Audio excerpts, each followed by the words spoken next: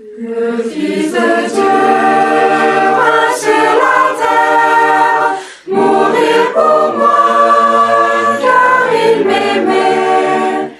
Est-il de plus profond mystère, d'amour plus grand et plus parfait?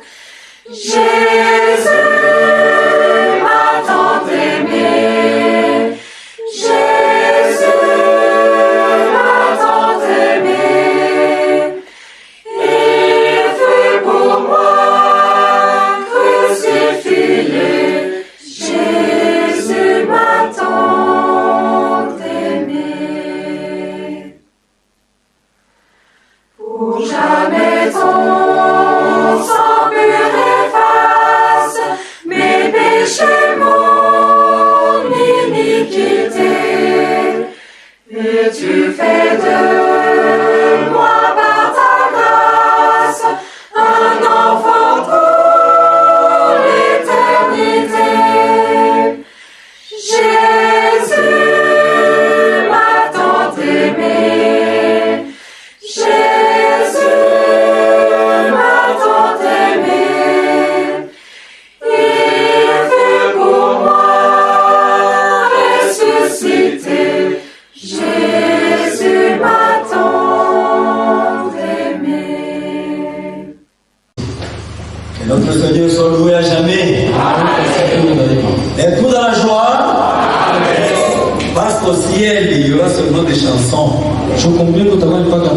Ce sera manger et chanter. Et cela pendant 7 ans, mes bien-aimés. C'est pourquoi ce que nous voyons maintenant, c'est seulement les prémices de ce qui va se passer là-bas bientôt. Nous allons nous mettre debout. Pour lire la parole de Dieu. Car nous devons être respectueux. Nous ouvrons nos Bibles dans le livre d'Ézéchiel. Chapitre 36, partie du verset 26.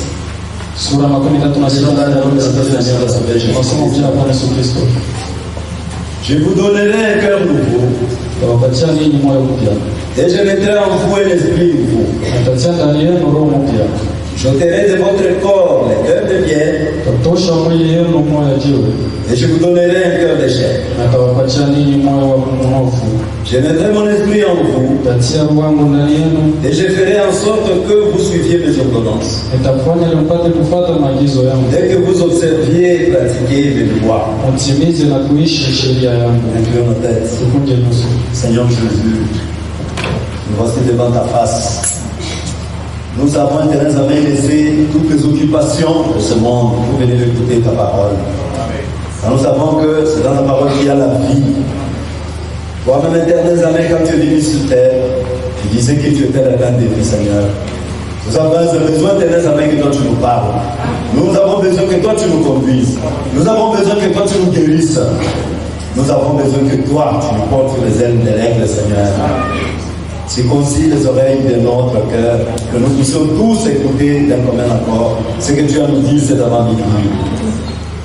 Nous laissons tous les prédicateurs dans le monde entier à ta main, particulièrement notre pasteur, car nous savons que c'est avec ton Saint-Esprit que tout cela peut se faire, Seigneur. Car nous te demandons toutes ces choses dans ton nom, le nom de notre Seigneur et Sauveur Jésus-Christ. Amen. Vous pouvez vous asseoir. Depuis le début de la semaine, nous avons commencé un sujet intitulé Pourquoi tant de chrétiens trouvent-ils si difficile de vivre une vie chrétienne? Tant de chrétiens, c'est-à-dire que la majorité des chrétiens, ils ne sont pas en mesure de mener une vie chrétienne. Pourquoi c'est là?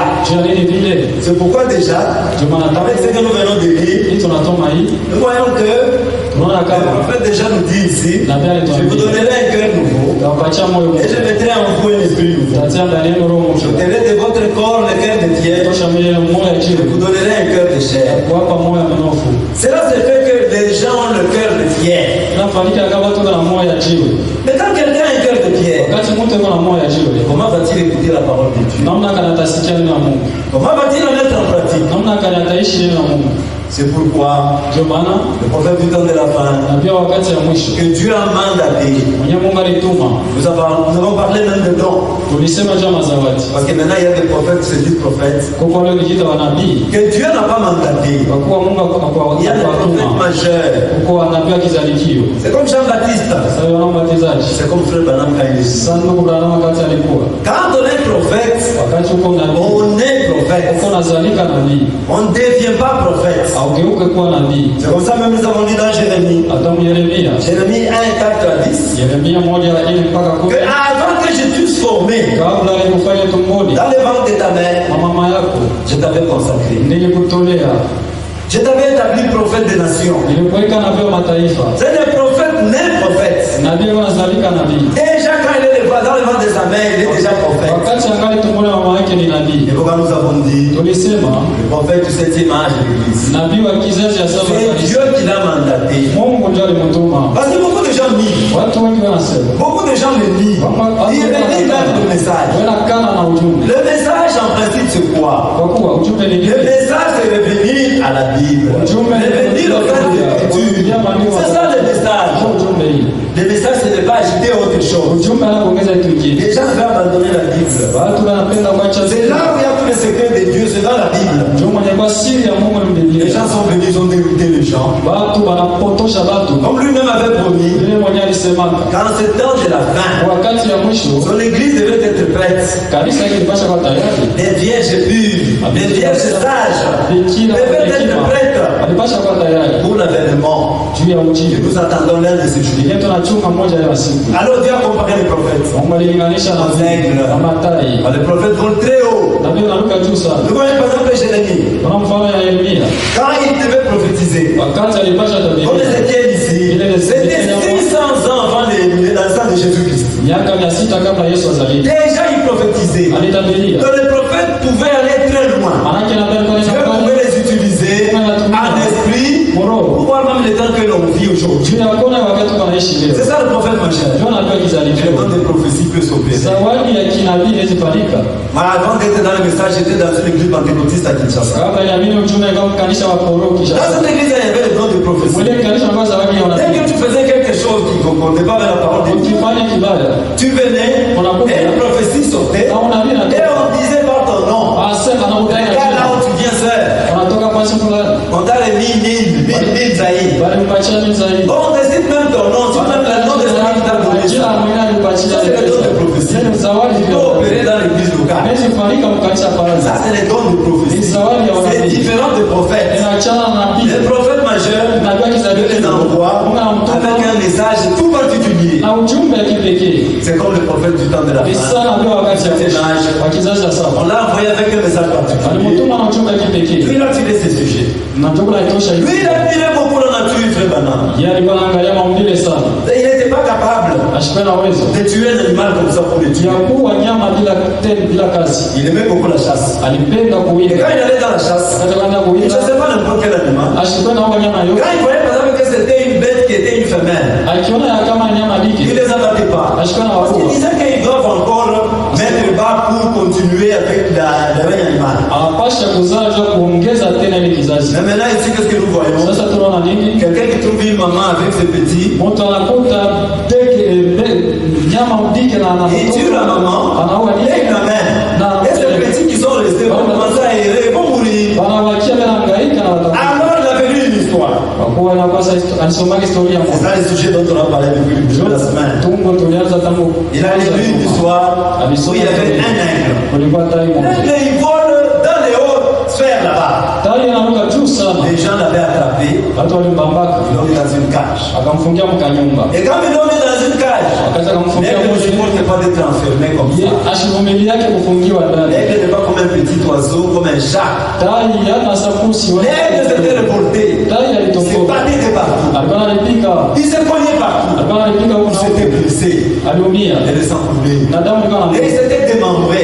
na manyoya Donc yakatoka. l'aigle a tellement la force Je kuna nguvu sana. qu'il n'y a pas d'autres bêtes, d'autres oiseaux qui peuvent se comparer à l'aigle. Hakuna ndege ya kulinganisha na tai. Alors quand Frère Branham avait lu ça, wakati ndugu il anamaliona a hivi dit voilà, la situation que nous vivons ndio maintenant. mambo tuko naisha hapa sasa. Des gens qui sont enfermés dans les cages. Watu wamefungia mtu manyumba, Le diable les enferme là-bas. shetani anafungia Et mtu. quand le diable les a enfermés, Wakati shetani ils anawafungia ne savent plus sortir. hawajui namna ya kutoka. Mais il y avait une particularité en cet âge. Kulikuwa kupekee mwa kizazi, Il a créé le libre arbitre. Dieu nous a donné le libre arbitre. Mungu aliumba uhuru ya kuchagua. C'est quand quelqu'un naît. Wakati mtu anazaliwa Avec un cœur, sa famille, nous avons dit. moyo roho ya kizazi yake. C'est comme ça que chaque nation a un esprit. Sasa vile ndio vile kila Chaque tribu a un esprit. kila kabila yako na roho. Vous allez voir quand vous allez dans telle tribu, Kienda mkabila vous fulani, trouvez qu'ils font telle et telle chose. ukuta wanafanya vitu fulani. Ils sont nés comme ça. Walizaliwa Vous vile. allez dans telle tribu, Mkizazi ils hiki vont dire nous on mange ça, on mange ça. tunakulaga yake na hiki. Si vous allez à l'étranger par exemple, Ukienda nchi ya vous kigeni allez trouver les Congolais. utakuta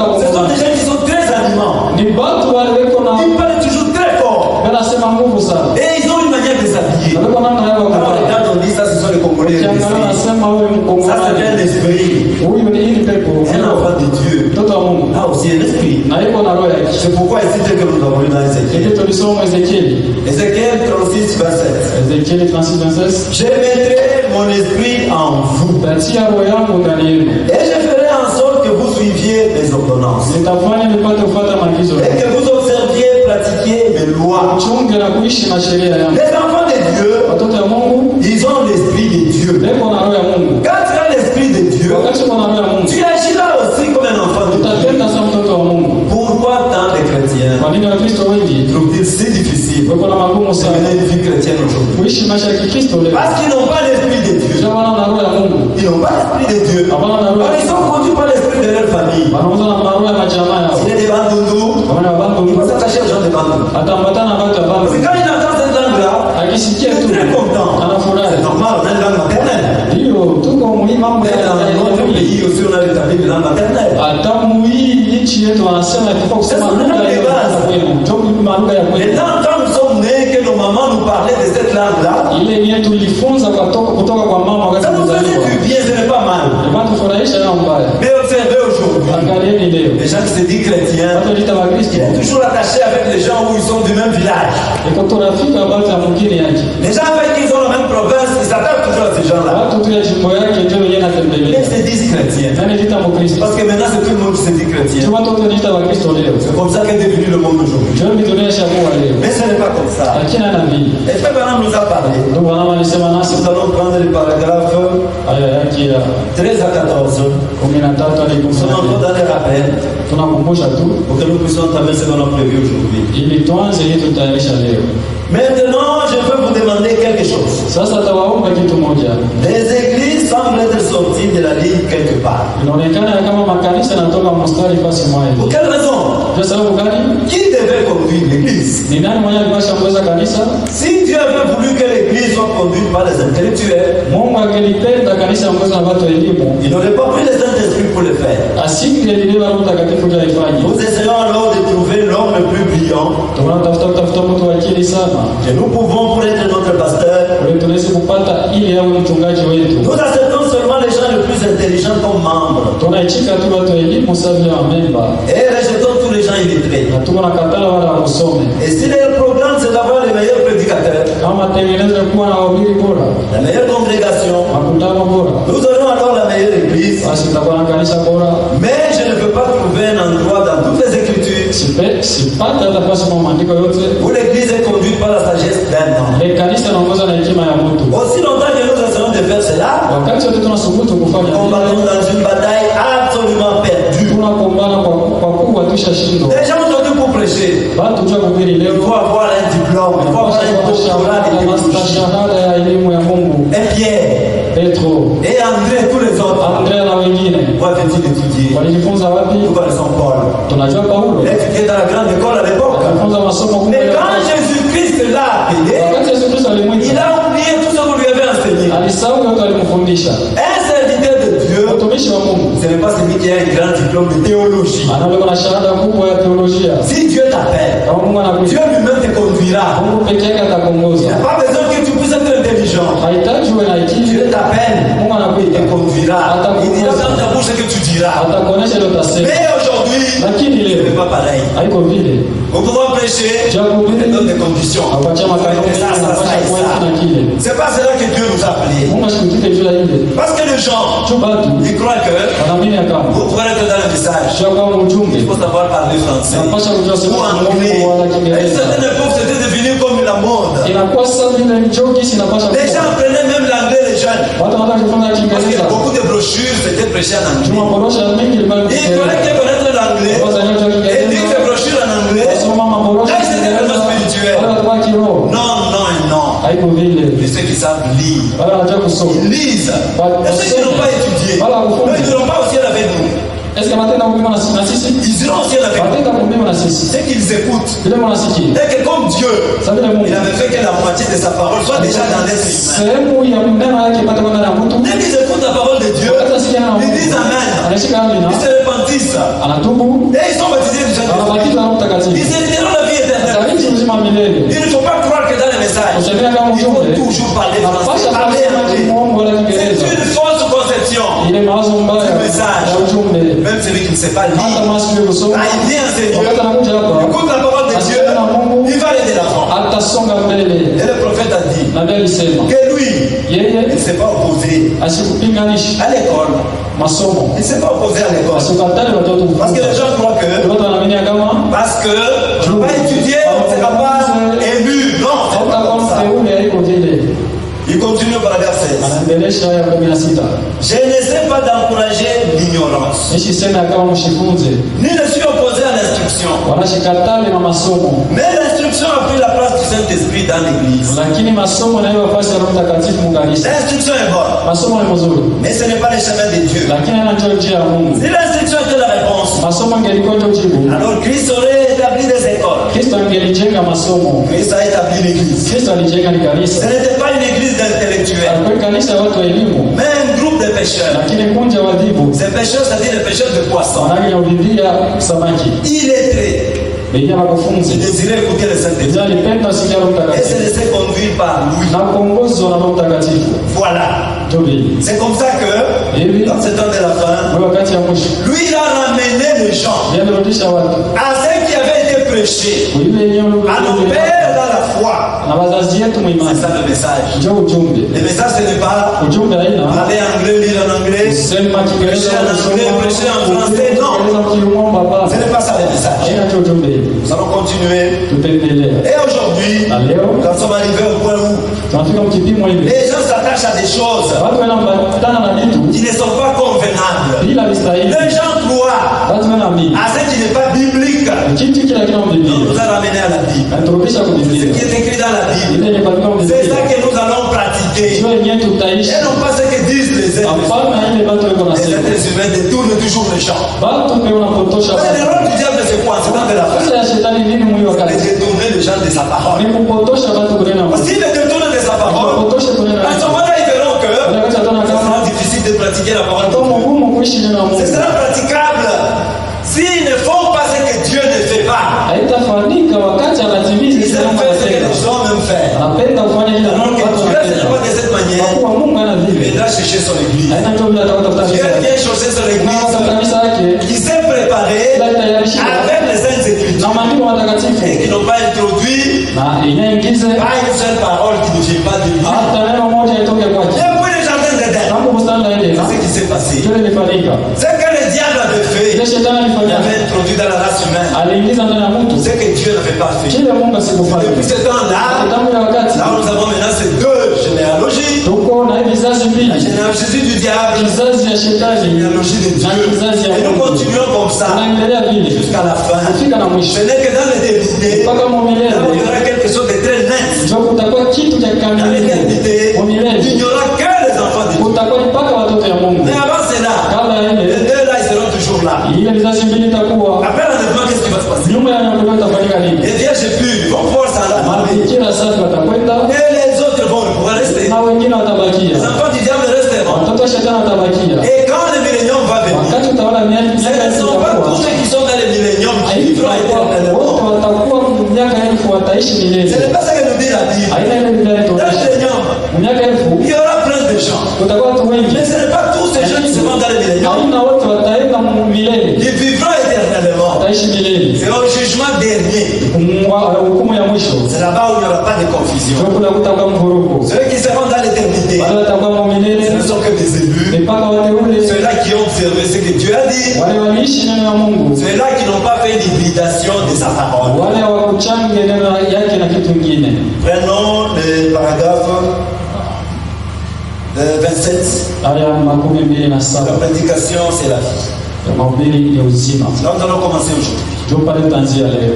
Paragraphe 14.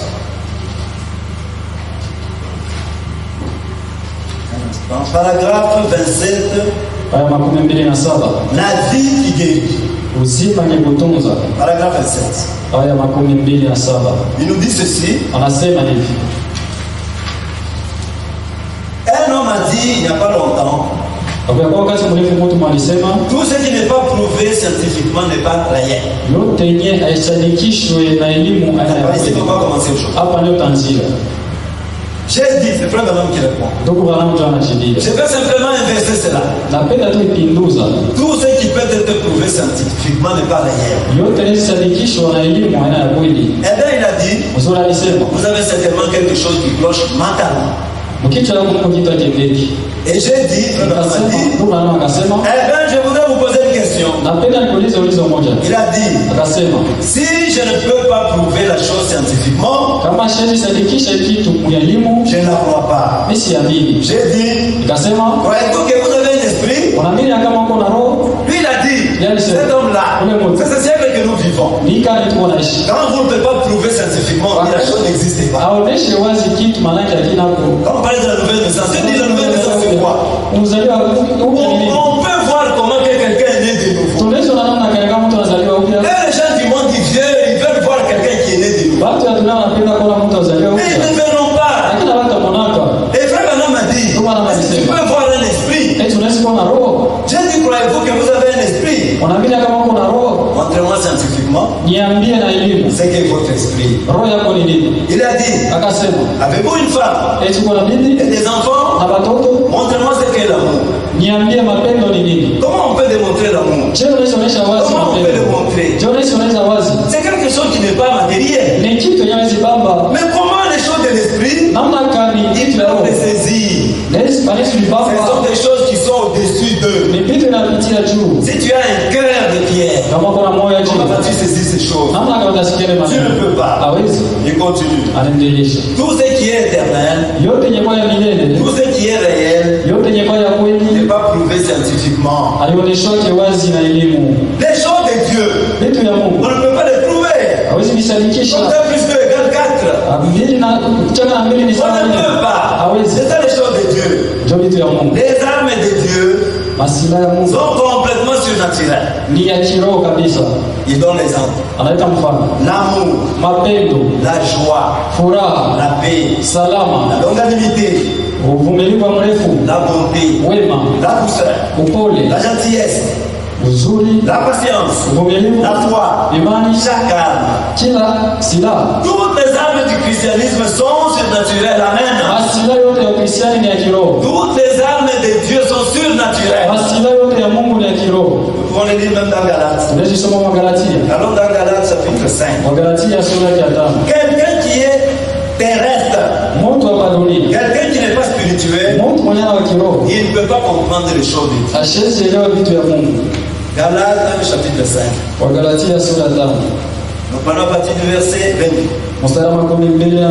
Mais le fruit de l'esprit, Lakini tunda la Roho c'est l'amour, ni mapendo, la joie, ni furaha, la paix, ni salama, la patience, ni uvumilivu, la bonté, ni wema, la ni bénignité, fadhili, la fidélité, ni uaminifu, la douceur, ni upole, la tempérance. kujizuia. Voilà des choses surnaturelles. Ndio vitu ya kiroho hivi. Parce que dans nos familles, on est né. Uma jamaa yetu Les tulizaliwa, parents pouvaient te dire, wazazi wanaweza kuonesha n'aime pas telle tribu.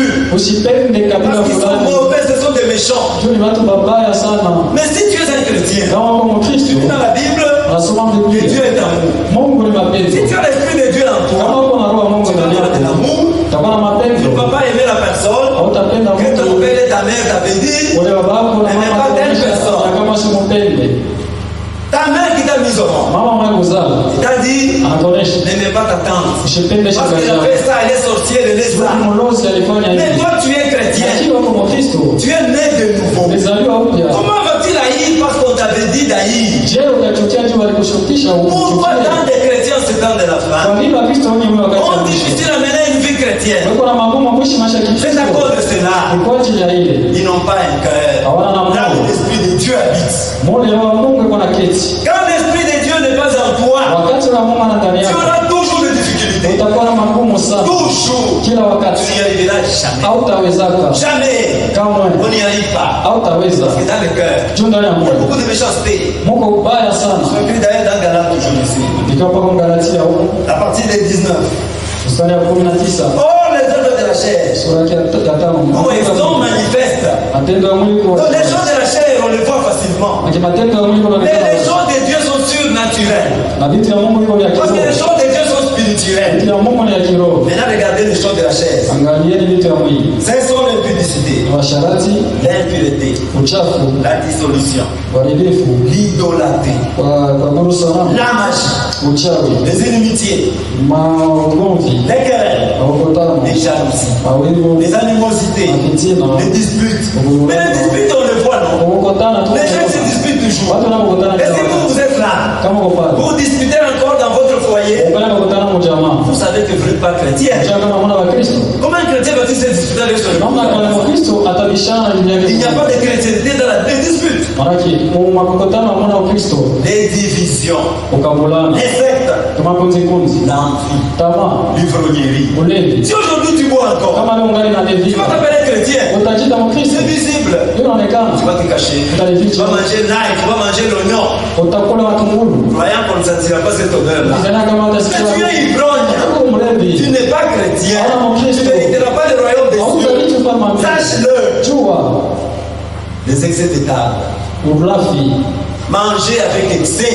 Kula kwa ulafi. Nous avons dit en semaine, c'est un péché. Sio kazi ya juma kama ni Quand zambi. tu manges, tu ne te rassasies pas. Uko unakula lakini haushibaki. Les excès de table est un péché. Ulafi nayo ni zambi. Parce que la Bible nous le dit. Juu ndio inatuonyesha hapo. Et les choses semblables. Na vitu kufanana hivi. Je vous dis d'avance. Nawaambia tangu Je zamani. l'ai déjà dit. Nishaisema. Que ceux qui commettent de telles choses ne verront point Matendo haya wakati ufalme wa Mungu. les choses de ce monde sont manifestes. Vitu vya dunia viko vinaonekana wazi. On ne peut pas se cacher avec ça. Hawezi kufichama. Et c'est visible. Viko vinaonekana. Et ce qui est spirituel Ya kiroho. et surnaturel Ya kiroho se cache. viko nafichikana. Un enfant de Dieu n'a pas d'ennemi. Mtoto wa Mungu Le seul ennemi quand un enfant de Dieu, adui moja kwa mtoto wa c'est le Mungu diable. ni shetani. Bien que le diable. Ni mpaka Parce que shetani. Jésus-Christ, c'est lui qui l'avait comme ennemi. Yesu Kristo mwenyewe pamoja na C'était le diable. alikuwa ni shetani. Même quand les gens l'offensaient, Hata wakati watu il disait arrière que moi Satan. wasema nyuma yangu shetani. C'est bien que Satan qui est le diable. Shetani ndio Il ne ibilisi. peut pas haïr une créature, non. Hawezi chukia C'est kiumbe. l'esprit seulement qui est en lui Ni roho tu qui lui ndani fait faire yake. ce qu'il fait. Kwa msukuma afanye vile Et na l'esprit qui est en lui na roho nyuma ndani yake. le pousse vers des choses qui ne sont pas convenables. Ila msukuma kupita Mais mistari. tu ne vas pas haïr. Hautachukia. C'est lui que Dieu Ule Mungu a créé. aliumba. Parce que quand il continue un jour, Wakati wanaendelea siku moja, il pourrait être en ces lieux. anaweza kuwa mpaifasi. Pourquoi nous invitons toujours les gens? Ndio maana tunaalika bado. Autrement, on n'inviterait pas. Kama ina vile On tupashe dirait qu'il y a kwa. des enfants des diables qu'on ne peut pas Yesu inviter. sema watu na shetani tutaalika. Tu connais qui est enfant des diables? Najua mtoto wa shetani Qui ni est nani? enfant de Dieu? Mtoto wa Mungu ni nani? Tu ne connais pas. Haujui. Invitez Alika tu tous les bado. membres de votre famille. Ba memba jamaa. Tout cela qui vous entoure, Bali venez kwa les mazingira yako upate kualika. inviter. Viens écouter la parole. Upate kufika usikie neno la Mungu. Prenons Jean chapitre 15. Yohana sura ya 15 À partir du verset 1. mstari wa kwanza. Je suis le vrai cep Mimi ni mzabibu wa kweli. et mon père est le vigneron. Na babangu ni mkulima. Tout ça, moi qui est en moi et qui ne porte pas de fruits, Ni tawi yote ilikuwa kwangu na itoe tunda. il le retranche. Uko na ikata. Et tout ça, moi qui porte du fruit, Na litawi yote yenye kutoa il le tunda monte tunaitengenezea afin qu'il porte encore du fruit. ili zae tena matunda. Déjà, vous êtes purs. Tangu sasa mko À safi cause de la parole que je vous ai kwa annoncée. ajili ya neno liwatangazia ninyi. Demeurez en moi Dumuni ndani yangu et je demeurerai en vous. na nitaketi ndani yenu. Le serment ne peut pas de lui-même porter du fruit. Jinsi litawi haiwezi toa tunda S'il yenyewe est demeuré attaché au cep, kama yungie kwa mzabibu, ainsi vous ne le pouvez plus non plus. ili na ninyi hamuwezi kitu Si vous ne demeurez en moi, kama mudumu ndani yangu. je suis le cep. êtes. Mimi ni mzabibu, Vous êtes des amants. ninyi Et matawi. qui demeure en moi. Anayedumu ndani yangu Et en qui je na demeure. ndani yake na keti, Portez beaucoup de fruits. unazaa matunda Car sans moi, kwa vous ne sababu pouvez rien bila faire. mimi hamwezi fanya kitu. Si quelqu'un ne demeure pas en moi, Mtu asidumu ndani yangu il est jeté dehors. anatupiwa nje, Comme les sarments, ils sèchent. kama vile litawi Et on wanakauka, ramasse les sarments. wanalokota ile litawi wanatupa ndani ya moto Et il brûle. na Ça, inalungua. c'est la nature. Hii ni asili. La nature nous parle d'elle-même. Asili inaonyesha wenyewe mambo. Nous, surtout les Africains, nous sommes nés dans la nature. Zaidi sisi wa Afrika tunajua mambo asili.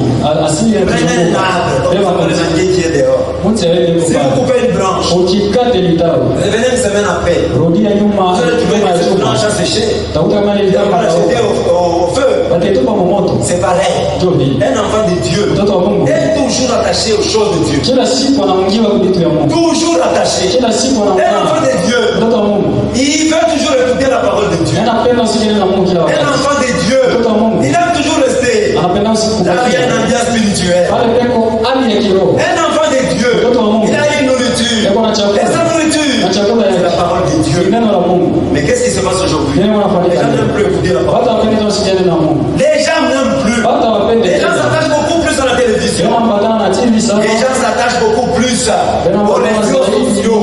kumtandao. Vous allez voir quelqu'un par jour. Utaona mtu Il kusikia répond, je ne sais pas, 50 messages. anajibia kama na message 50. Mais tout ce temps que tu perds, Ile wakati unapoteza. tu lisais la parole de Dieu. Ungekuwa nasoma neno la Mungu. Est-ce que ce ne serait pas quelque chose de mieux? Eti utaonea Mungu. Tu ne t'approcherais pas beaucoup plus de Dieu Au takaribia Mungu que zaidi. de t'attacher à ce monde. Wale kuambatana na Tu dunia. es toujours sur WhatsApp. Uko papa Tu WhatsApp. réponds toujours. Uko Tu anajibia. es toujours informé. Uko paka Est-ce mzima que ces mambo. choses-là vont t'amener au ciel? Ile ndizo zinapeleka kwa mbingu. Pourquoi tant de chrétiens Wazili wa Kristo wengi. trouve-t-il difficile Kuna magumu de sana. mener une vie chrétienne? Kuishi maisha ya Kikristo. C'est parce que tout simplement, Kwa sababu tu ils ne sont pas en Christ.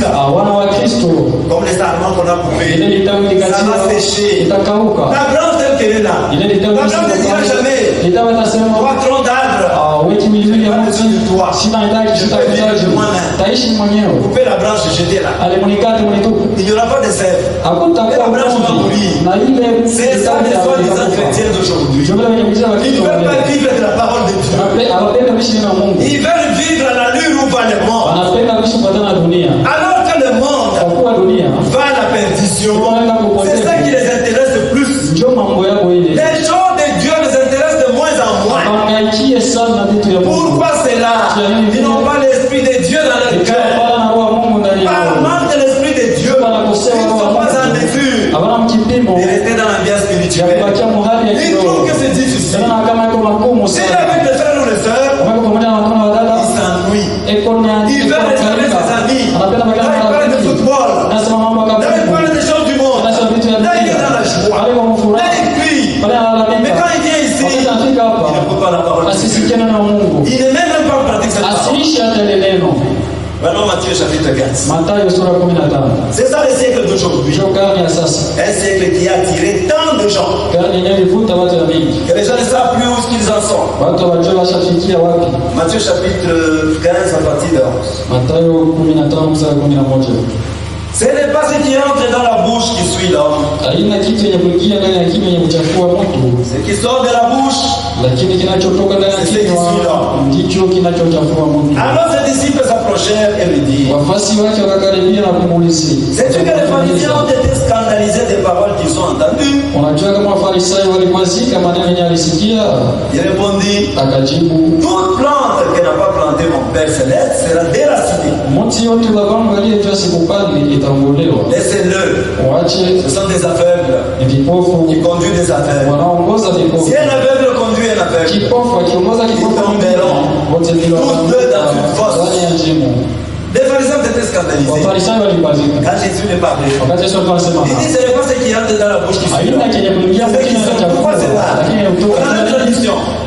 Il devait toujours se laver la main kabila yao walipasha kunawa mikono avant de manger. kabla ya kula. Mais quand ils ont vu que le disciple de Jésus-Christ Sasa wanaona kama nafasi ya Kristo mangeait sans se laver la main, wanakula bila ils ont dit non, non, non. Sema hapana. Ce qu'ils font là, Bila c'est nafanya pas correct. haina kitu La kizuri. loi dit ça. Sheria inasema La loi dit ça. Sheria inasema Et hivi. Jésus-Christ lui-même, Dieu Yesu la Kristo parole, mwenyewe alikuwa il neno. les a corrigés. Aliwanyorosha. Il dit c'est ce qui sort. Sema ni kile kinatoka. À quoi bien observer? Itasaidia nini À kuchunga? quoi bon quand tu es au milieu des enfants de Itasaidia Dieu, nini wakati watoto wa Mungu? tu fais semblant d'être un véritable chrétien. Unalanga kwa Mkristo wa kweli. Tu parles convenablement, Unasema vile nafanya. je ne suis pas. Mais quand tu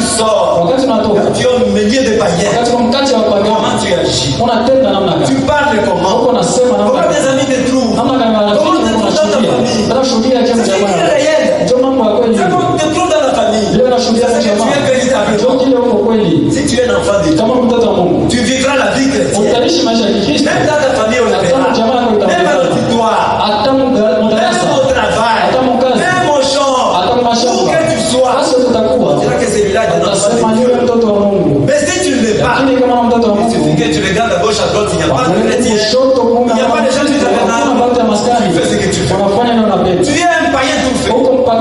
C'est seulement le dimanche quand tu viens ici. Tu comportes comme un enfant de Dieu. Mais dès que le dit commence, c'est fini. Tu es un chrétien. Pourquoi tant de chrétiens trouvent-ils si difficile de mener une vie chrétienne? Parce qu'ils n'ont pas l'esprit de Dieu en eux. Nous devons chercher la nouvelle naissance. S'ils ne sont pas nés de nouveau, on ne saura pas. On ne pourra même pas. Tu haïras celui qui n'est pas de ta race. On dit en semaine. Quand vous êtes là où il y a le blanc, quand vous montez dans le bus, et que vous asseyez à côté de lui, il se met debout. Pourquoi cela? Il dit qu'on est noir, on est maladie. Ils sont sales. Et si toi tu n'es pas un enfant de Dieu, tu vas te fâcher. Tu vas dire, mais qui suis-je? Pourquoi quand je suis là-bas, les autres fuient? C'est méchant, certes. Mais ils n'ont pas l'esprit de Dieu. Voilà la race qui devait exister. C'est seulement eux. Là, ils disent des blancs. Et quand vous allez en Allemagne, ils disent qu'ici sur terre, il y a que la race allemande qui est la race pure. C'est comme ça que eux disent. Ils n'ont pas l'esprit de Dieu. C'est lui qui a l'esprit de Dieu. Il considère tout être humain comme étant un être humain. C'est Dieu qui l'a créé. Tu ne donneras pas de distinction. Donc, tu ne fais de distinction. Tu te dis, oh non, vous regardez. Nous, le noir nous a créé ce monde. C'est comme ça que nous voyons maintenant beaucoup d'exodes. Beaucoup de gens aiment aller vivre là-bas. Combien meurent même en voyage? Ils croient que quand ils seront là-bas, ils auront la bonne vie. C'est la bonne vie que tu as. C'est la vie éternelle. C'est pas la vie éternelle. Ils fuient, ils disent qu'il y a la souffrance ici. Voilà en Occident. Parce qu'en Occident, il y a la bonne vie. Est-ce que cette bonne vie, c'est la vie éternelle? Ce n'est pas la vie éternelle. Nous devons avoir l'esprit de Dieu. Si l'esprit de Dieu nous conduit, on ne va pas faire ce qu'on fait maintenant. On s'est choisi selon sa culture. On s'est choisi selon sa province. On dit comme moi je suis du Grand Katanga, je ne peux aimer que les Katangi. Je ne peux pas aimer les gens qui viennent d'une autre province. Là, l'esprit de Dieu n'est pas avec nous. Dieu nous a tant aimés. Il a donné son fils unique. Et quiconque croit en lui, il est la vie éternelle. La vie éternelle. Et de connaître lui le véritable. La vie éternelle. Dans le bien de ce monde. La vie éternelle. Et d'avoir son esprit en nous. Si nous avons l'esprit en nous, l'esprit de Dieu, nous savons comment nous conduire. Lisons Romains chapitre 6. Partie du verset 1er. Les gens d'aujourd'hui font la confusion. C'est une confusion véritable. Ils ne peuvent pas croire que si on va en Occident, c'est là où il y a la vie éternelle. Non. La bonne vie n'est pas synonyme d'avoir la vie éternelle. C'est comme ça que Jésus, elle avait parlé avec Nicodème. Nicodème s'est demandé même la nouvelle naissance. Parce qu'il n'avait pas l'esprit de Dieu en lui. Romains 6 à partir du verset 1er. Que dirons-nous donc? Demeurons-nous dans les péchés afin que la grâce abonde? Loin de là. Nous qui sommes morts au péché, comment vivons-nous encore dans les péchés? Ignorez-vous que nous tous y avons été baptisés en Jésus-Christ? Dans sa mort que nous avons été baptisés. Nous avons donc été ensevelis avec lui par le baptême en sa mort. Afin que comme Christ est ressuscité des morts, par la gloire du Père, de même nous aussi nous marchons en nouveauté de vie. En effet, si nous sommes devenus une même plante avec lui, par la conformité à sa mort, nous serons aussi par la conformité à sa résurrection. Sachant que notre vieil homme a été crucifié avec lui, afin que le corps du péché soit détruit, pour que nous ne soyons plus esclaves du péché. Nous nous disons que nous sommes des chrétiens. tunajiita wa Kristo, notre vie passée, nous devons le jeter. tunapaswa kutupa maisha yetu. Que dirons-nous donc? Demeurons-nous dans le péché? Tuseme nini basi? Après que la grâce abonde? Ili neema izidi? Non. Hapana, tena hapana. Jésus-Christ est venu. Yesu Kristo alikuja, Il nous a apporté la grâce. alitupatia neema. Et la grâce qu'il nous a apportée, Neema inayotuletea ce n'est pas de vivre n'importe comment. aina ya kuishi izuri namna gani? Certes, nous avons le libre arbitre. Kweli tuko na uhuru ya kuchagua. L'unique chose que Dieu nous a laissé, Kitu kimoja Mungu c'est alituachia, le libre arbitre. ni uhuru ya kuchagua. Tant que cet aigle-là, Ule tai on l'avait attrapé, walimbamba, on l'a enfermé dans la cage. walikufunga mkanyumba. Aujourd'hui, Leo les gens ne les enferment pas dans la cage. watu wamewafungia manyumba, Ici, il y a le même. leko wanaingia moyo Toi-même par tes manières. peke yako kupitia na kuishi Toi-même parce qu'on t'a dit dans ta tribu. kupitia kile walikuonyesha Tu mkanyumba. t'enfermes dans la cage. Il y a que toi-même. Et les diables applaudissent. Na shetani anapiga Au mikono. lieu de suivre ce que Dieu dit, Baada ya kufuata neno la Mungu, vous suivez ce que les gens disent. unafuata ile watu Ce que tes wanasema. parents te disent. Kila wazazi Ce wanakuonesha n'est pas de la parole de Dieu. bila maneno ya Mungu. On ne t'a pas demeuré dans le péché. Hawezi kudumu mzambi. Toi, disais que nous vivons sous la Sema grâce. tuko naishi chini ya Mais si neema. on vit sous la grâce, on peut vivre n'importe comment. Tunapaswa kuishi namna gani? Hapana. Nous devons avoir une référence. Tunapaswa kuwa na kielezo. C'est la Bible qui est notre référence. Biblia ndio kielezo On yetu. ne doit pas vivre Hatuwezi kuishi selon ce qu'on nous a dit dans nos familles, tunatosha majamaa. pas selon ce qu'on nous a dit par nos amis. Kutana vile marafiki nitonesha. Regardez ce qui se passe dans le monde. Angalia inafanyika mu dunia. Un enfant chez lui, on peut bien l'éduquer. Mtoto anaweza kuharibisha mzuri Il kwako. part à l'école. Anaenda masomo. Vous savez que les enfants, durant toute leur vie, Jua watoto maisha yao ils yote. passent beaucoup de temps à l'école qu'à la maison. Wakati mrefu anapitisha masomo pale Et à hapo. l'école là où ils vont, Kwa masomo anaenda. c'est de leurs amis Ni marafiki et hao. leurs enseignants Na walimu. qui les apprennent beaucoup de choses. Wanafundisha vitu ya dini. Un enfant qui ne connaît pas danser les danses de ce monde, chez toi, Watu wasikujua kucheza michezo ya il dunia. va rentrer chez toi à la maison. Anaambia kunyumba. Il est en train de danser les danses du monde. Anaanza kucheza michezo ya Il dunia. a appris ça où? Alifunza wapi? À l'école. Kwa masomo. C'est à l'école Ni kwa masomo. que les gens prennent de mauvaises Ndio histoires. watu wanafunza matabia Vous allez mbaya. voir un enfant Kupata qui mtoto. est chaste et qui quitte les humanités, qui va à l'université. Watu wanamke anaenda masomo ngazi. Et il arrive là-bas, Anafika kule. le monde l'entoure. Watu dunia inamzunguka. Là-bas, c'est un monde de démons. Kule dunia ya mapepo. Comme la liberté. Ile uhuru. Là-bas, il y a beaucoup de liberté. Kule uko uhuru Par sana. rapport à l'école secondaire, Kufuatana na c'est là masomo où il y a ya beaucoup de sekondari. démons. Ndio ule kwa mapepo ya mingi. Une personne qui était chaste, Mtu mwenye shule après avoir quitté l'université, kisha kutoka la masomo personne n'est plus chaste. mtu anatena Pourquoi c'est là? C'est le monde. ni dunia. C'est la personne même qui va se mettre dans la cage. Ni mtu mwenye anajiingiza mkanyumba. La personne va lui dire, Mtu atamwonyesha. moi je vais faire ton travail de fin d'études. Mimi nitakufanyia travail ya Le garçon dit à la fille, mwanaume anaonyesha comme la fille ne sait pas faire le travail de fin d'études, mwanamke asije kufanya il dit que la condition que je puisse te connaître sema kama napenda kutembea na wewe. est la cause des études. Na juu ya masomo. Et dit, regardez, j'ai fait 6 ans. Angalia nafanya Qu'est-ce kazi que je vais dire à mes parents? Taonesha Je wazazi. viens à l'école pour m'amuser. Bila kwa masomo ya kucheza. Il va s'aider seulement pour le travail de fin d'études. Anatembea na wale mwanaume. Les libres arbitres. Personne ne t'obligera, ma soeur, à faire cela. C'est de toi-même.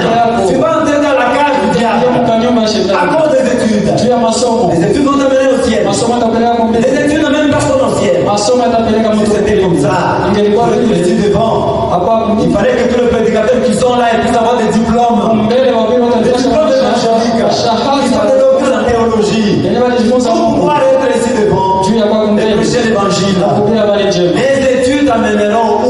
Masomo yatapeleka wapi? Si tu veux que les études vont t'amener à la Unaona kama masomo itakupoteza mbili. tu dois faire le choix. Unapaswa kuchagua. Tu as le choix. Uko na Tu uchaguzi. as le libre arbitre Uko pour na uhuru wa choisir. kuchagua mbele. À toi de dire oui ou non. Mbele wala ukatali. Dans la Bible, il n'y a pas oui, mais. Biblia mwana ndio. Ou bien non, mais. Hapana lakini C'est oui ou c'est non. ni ndio wala C'est hapana. à toi de choisir de toi-même. Unajua kuchagua peke yako. Prenons Romains chapitre 8, Warumi sura 8 à partir du verset 1er. mstari wa kwanza. Il y a donc,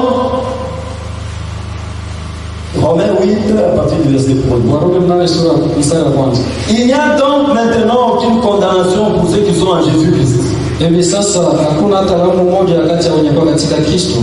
En effet, la loi de l'esprit de vie en Jésus-Christ Basi sheria ya roho ya uzima ndani ya Yesu Kristo m'a affranchi de la loi du péché et de la mort. ilinikomboa toka sheria ya dhambi na ya rufu, Car chose impossible à la loi, kwa sababu kitu kisichowezekana na sheria, parce que la chair la rendait sans force. kwa sababu mwili ilikuwa inaimaliza nguvu. Dieu a condamné les péchés dans la chair Mungu anahukumu dhambi ndani ya mwili, en envoyant contre péché mkutuma kwa ajili ya dhambi son propre fils mwanake wa pekee dans une chair semblable à celle du péché. mwili inayofanana na mwili ya dhambi, Et cela afin que la justice Alifanya hivi ili haki ya sheria itimilike ndani yetu. Qui marchons non seulement selon la chair, Sisi wanaotembea sio kufuatana na mais selon mwili, l'esprit. lakini kufuatana na roho. Ceux en effet qui vivent selon la chair Kwa kuwa wale wenyewe wanaishi kufuatana na mwili, s'affectionnent aux choses de la chair. wale wanaishi kufuatana na mwili wanapatana na vitu vya mwili. Tandis que ceux qui vivent selon l'esprit Kwa kuwa wenye kuishi kufuatana na roho, s'affectionnent aux choses de l'esprit. wale wanakumbatia vitu vya roho. Nous arrêtons un moment ici. Nasimamia kwanza hapo. Ceux en effet qui vivent selon la chair Basi wote wenye kuishi kufuatana na mwili s'affectionnent aux choses de la chair. wako wanapatana na vitu vya mwili. Pourquoi tant de chrétiens Jani wa Kristo wengi trouvent-ils si difficile de vivre une vie chrétienne? wako na magumu sana kuishi maisha ya Kikristo. C'est à cause de cela. Ni juu ya hii Ils vivent selon la chair, wako wanaishi kufuatana na ils mwili, s'affectionnent aux choses de la chair. wanapenda sana vitu vya dunia. Pour lui, c'est seulement se faire la beauté. Kwake ni mpaka kwa mrembo, Les choses de Dieu ne l'intéressent pas. vitu vya Mungu Il ashangaiki, veut toujours être au top. anapenda kwa wajuu Et les choses de Dieu sont comment? na vitu vya Mungu viko je? Mon frère, nous sommes les choses de Dieu. Vitu vya Mungu viko Ce qui est spirituel en toi, c'est quoi? ya kiroho ndani yako ni C'est le paraître.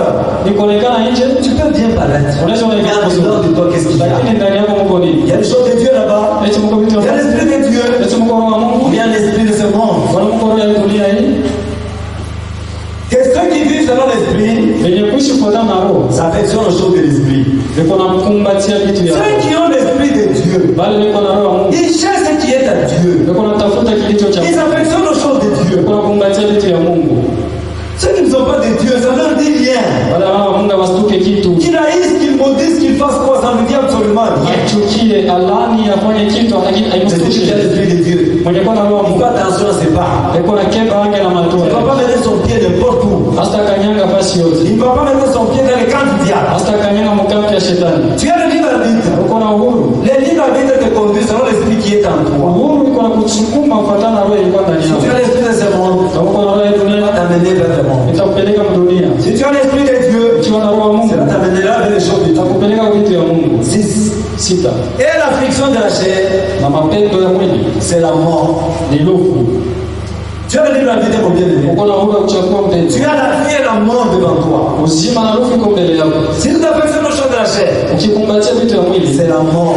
ni lufu, Tandis que l'affection de l'esprit, kwa kuwa mapendo ya roho c'est la vie et la paix. ni uzima na salama, Car l'affection de la chair kwa sababu mapendo ya mwili est inimitié contre Dieu. ni uadui na Mungu, Parce qu'elle ne se souvient même pas à la loi de Dieu. kwa sababu haitii sheria ya Mungu, Et qu'elle ne le fait même pas. haitawezaka kutii.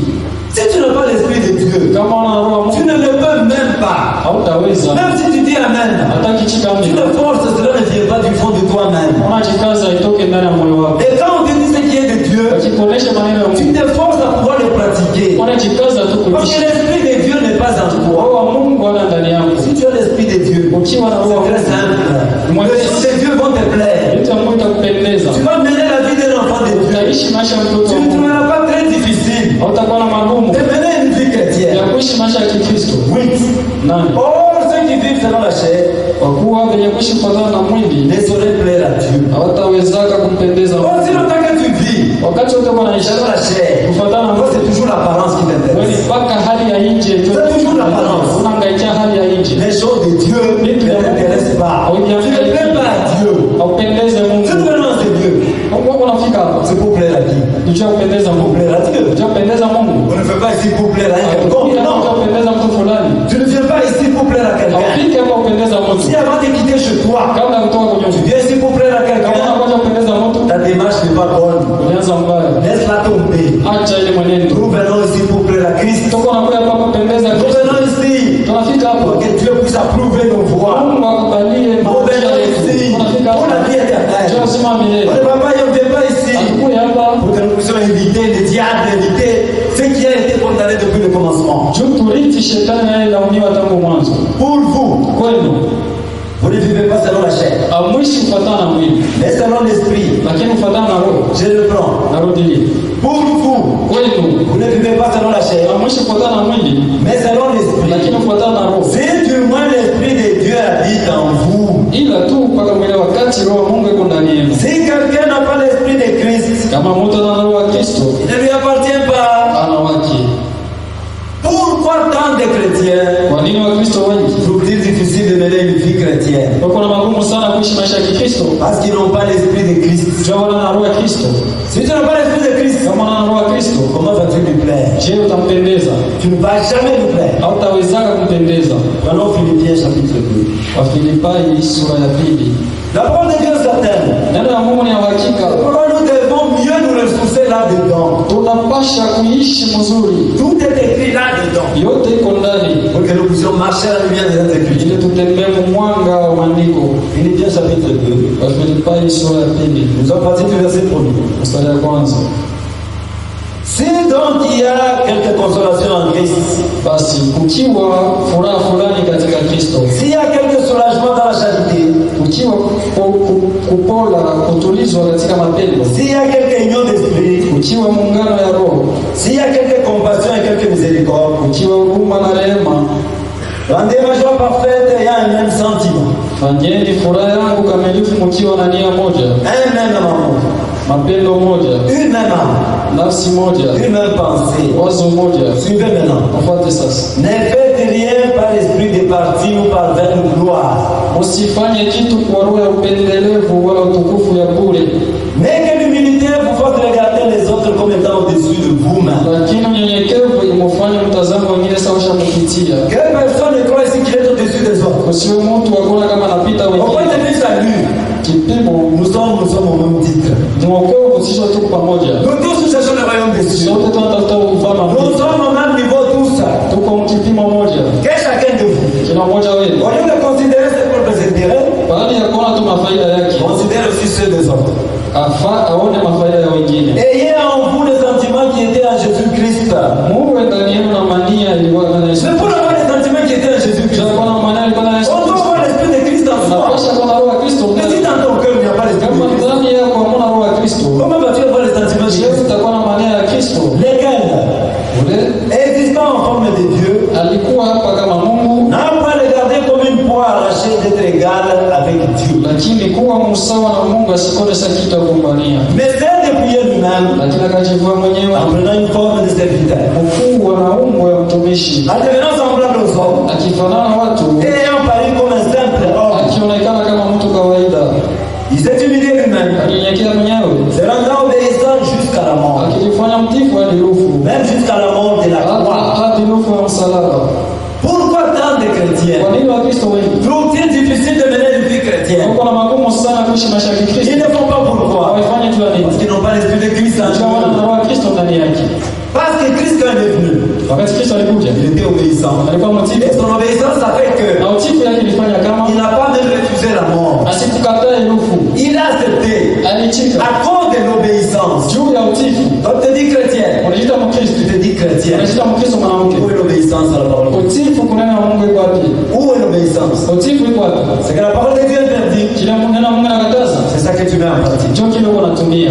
Tu dois bien regarder dans ton cœur. Angalia mzuri ndani ya moyo Nous wako. sommes au temps de la fin. Tuko wakati ya Il n'y mwisho, a plus beaucoup de temps. hakuna tena wakati. Tous les signes nous montrent que Jésus vient bientôt. Alama yote inaonyesha kama sina kuja hapa sasa. Jésus vient bientôt. Sina kuja kwa upesi. Est-ce que tu mets en pratique la parole de Dieu? Eti uko unatumikia neno la Mungu Ou tu te bornes seulement à l'écouter, wala unasikia mais tu sollicites ou pas? ishia tu kuisikia wakati unatoka ile nenda. Non. C'est pourquoi Ndio maana aussi Dieu l'a souverainement élevé Mungu alimnyanyua kwa wenyeji et wake lui a donné le nom qui est au-dessus de tout. na kumpatia jina lilikuwa juu ya majina Afin yote. qu'au nom de Jésus, Ili kujina ya Yesu tout genou fléchisse kila goti lipigwe dans les cieux, mbinguni, sur la terre duniani et sous la terre. na chini ya dunia, Et que toute langue confesse na ulimi yote que ikiri Jésus-Christ est Seigneur, na kama Yesu Kristo ni à Bwana, la gloire de Dieu le Père. tukufu ya Baba, L'obéissance utiifu à la parole de Dieu, kunena na Mungu. c'est quand tu as l'esprit de Christ en Wakati uko na toi, roho ya Kristo ndani ça yako, te rendra directement obéissant. itakufanya kuwa mtiifu, Automatiquement obéissant. itakufanya kuwa Mais si mtiifu. cet esprit n'est pas en Kama toi, ule roho tu ndani vas yako, toujours te révolter. utatomboka kila Tu wakati, te révolteras toujours. utakuwa natomboka Tu ne kila sauras wakati. pas comment te conduire comme un enfant de Dieu. Hautajua kujiongoza kama mtoto wa Tu Mungu, seras toujours rebelle. utakuwa tomboshi. Allons Marc chapitre 2, Marko sura ya 2 à partir du verset 21. mstari wa 21. Mais bien aimé, Wapendwa, la parole de Dieu est véritable. neno la Mungu ni ya kweli. Et c'est les êtres humains Ni watu eux-mêmes, wao wenyewe ils se sont donnés tant de doctrines. walijifanyia mafundisho mengi, Ils ne peuvent pas plaire à Dieu. ila isipendeza On est Mungu. toujours là prêt Upale tayari pour nous parler. kusema nasi, Il est prêt à pouvoir nous conduire. iko tayari kutongoza Parce qu'il est véritable. kwa sababu yeye ni wa kweli. Marc 2:21. Marko sura pili. Personne ne coule une pièce de drap neuf Hakuna mtu anashonaka kipande ya drap ya mpya à un vieil habit. na nguo ya zamani. Autrement, Ikiwa hivi la pièce de drap neuf emportée ile kipande ya drap ya sasa itaharibisha une partie du vieux. itaharibisha kipande Et la déchirure serait pire. na ile kukata itakuwa ya mbaya. Suivez maintenant. Msikie. Et personne ne met du vin nouveau dans des vieilles outres. Na hakuna mtu anataka vinyo ya mpya mu mavyombo ya zamani. Autrement, le vin fait rompre les outres. Ikiwa hivi ile vinyo itaharibisha ile vyombo Et les vins, les outres sont perdus. na vinyo na ile vyombo itapotea. Mais il faut mettre le vin Inapaswa nouveau kuweka vinyo mpya dans des outres neuves. vikondolio ya sasa. Et voilà, nous a expliqué Kama là-bas. mama tufasiria Nous allons lire. tutasoma. C'est-à-dire, Manake anciennement, zamani devant Israël, Mwisraeli aujourd'hui nous utilisons des bouteilles. leo tunatumia machupa.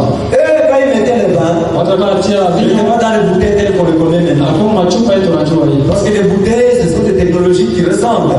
Machupa ni elimu ya sasa. Avant, ils mettaient les peaux des animaux. Mbele kulikuwa ni mangozi ya Ils les wanyama. prenaient, Anabeba, ils les traitaient d'une certaine manière. anaitengeneza Et kwa c'est ça qui était comme des récipients. na ndio ilikuwa vyombo hivi. Maintenant, ces récipients-là, Ile vyombo hivi plus ces récipients étaient neufs, zaidi ile chombo ni ya sasa. on mettait le vin, Anatia vinyo, les vins pouvaient résister. vinyo itaikala mule. Quand ils devaient commencer Wakati ilipasha à avoir un peu plus de ferveur.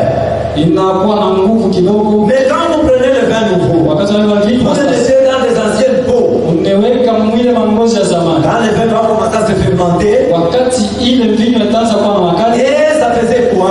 ilikuwa nafanya nini? Ça faisait éclater ces récipients-là. Ilikuwa na pasula ile mavyombo. Donc les gens aujourd'hui, Manake watu c'est leo comme ça qu'ils sont. njoo video. Au lieu d'être de peaux neuves, Bali ya kwa mangozi ya c'est sasa les anciennes peaux.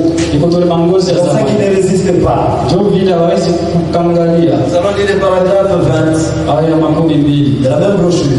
ya mahubiri tuko nayo. La Bible nous dit Biblia inatuonyesha que nous ne pouvons pas mettre du vin nouveau dans des vieilles bouteilles. hatuwezi kuweka vinyo ya sasa machupa ya zamani. Je ne peux pas comprendre cela. Mimi sikupashi kuelewa ile. Quelle différence sera faite Itafanya tofauti gani? si du vin était mis dans une bouteille neuve ou une vieille bouteille? Kama unaweka vinyo mchupa ya sasa wala zamani, Elle va l'expliquer. anafasiria. Une bouteille, Chupa comme nous les avons, ndio tunajua est faite en verre. inafanyana kilauni. Quand j'étais au Moyen-Orient, Wakati nilikuwa j'ai appris qu'une bouteille au temps de la Bible nilijifunza kama chupa wakati ya Biblia n'était pas une bouteille en verre. alikuwa chupa ya kilauni. C'était une bouteille qui était faite en peau d'animal. Ilikuwa ni chupa ya kufanyiwa na mangozi ya wanyama. Il prenait la peau des animaux et la carnée. Ngozi ya nyama na chunga. Aussi longtemps que l'huile, la graisse, Wakati wote mafuta venant de l'animal, ya kutoka kwa nyama était dans la peau, ilikuwa ngozi, elle était flexible. ilikuwa teketeke. Mais quand la peau devenait vieille, Wakati ngozi inakuwa zamani raide et sèche, na kwa ya nguvu na elle n'était nakauka, plus flexible. haikuwa ya teketeke tena. Mettre du vin nouveau non fermenté, Kuweka vinyo ya sasa yenyewe ilikuwa na makali, qui a la vie en lui-même, ilikuwa na uzima ndani, dans une peau sèche ngozi ya kukauka et raide, na ya nguvu, n'aurait pas été prudent. haikuwa mambo ya mzuri. Quand le vin commence à fermenter et à s'étirer, Wakati vinyo ilikuwa na makali sasa, les peaux éclatent. ile ngozi Vous itapasuka, perdez à la fois et la bouteille et le vin. wanapoteza na ile chupa na ile vinyo. Maintenant, regardez spirituellement. Sasa nasema Mais mkiwa maintenant, prenez toujours les exemples naturels. tukuona magari mfano ya asili, On n'a pas besoin d'être dans une école. hatuhitaji kwenda On masomo, n'a pas besoin de connaître l'anglais ou le français. lazimisha ujue kimwongo na Kiingereza cha vijana wa Mungu. Il parle maintenant spirituellement. Anasema kiroho sasa. Prenez une église qui est raide dans ce bois. Beba kanisa lililoshimamia mpaka manjia yake. Qu'elle soit baptiste, Ipate wa kibatisi, pentecôtiste, kiporo, luthérienne, kiluteria, presbytérienne, presbiteria, ou quoi que ce soit. wala nyingine. Et vous remarquez qu'elle réagira comme une vieille bouteille. Tuna kama itatenda sasa ile chupa ya zamani. Le vin nouveau vient par la parole. Vinyo ya sasa inakuwa kupitia neno. Quand le vin nouveau commence à prendre corps Wakati vinyo ya sasa inaanza kubeba mwili et à prendre Dieu à travers sa parole, na kushika Mungu kwa neno yake, accomplissant des miracles, kitimiza miujiza, elle ne peut pas bouger qu'elle éclate. haiwezi kutingiza C'est-à-dire na qu'il kupasuka. compare les églises Nalinganisha makanisa par rapport aux vieilles bouteilles en peau kufuatana na machupa za maji. La peau est sèche. Ngozi ishakauka. Elle n'accepte pas l'esprit de Dieu. Haitakubali roho wa Mungu. Elle n'accepte pas l'esprit de Christ. Haitashika roho wa Kristo. C'est pareil avec les chrétiens. C'est pas de la Hivyo na Wakristo Pourquoi tant de chrétiens? Jioni na Wakristo wengi. Trouve-t-il si difficile de mener une vie Kwa chrétienne? magumu sana kuishi maisha ya Kikristo. Parce qu'ils sont en ancienne peau. Juu kwa mangozi ya La zamani. peau qui est déjà durcie. Ngozi inaisha kwa nguvu. Quand la parole de Dieu vient, Wakati na Mungu elle dit anakuja. qu'il faut faire telle chose. Sema napaswa kufanya kitu Elle dit fulani. non, moi je ne peux pas faire la chose. Akatala ashazifanya. Parce qu'elle est déjà devenue dure. Tuisha kwa ya nguvu. Elle n'est plus flexible. Haina tena teketeke. Et continue. Anaendelesha. Si vous dites que le baptême du Saint-Esprit était promis au jour de la Pentecôte, Ukisema kama ubatizo wa Mtakatifu uliahidiwa siku ya Pentecoste, était promis le jour de la Pentecôte, vous et vos enfants et à tous ceux qui sont au loin, wenu, watoto wenu na wote wenye mbali, alors si grand nombre que le Seigneur, notre Dieu, les appellera. kwa wingi wote Bwana wetu atawaita. Acte 2:39.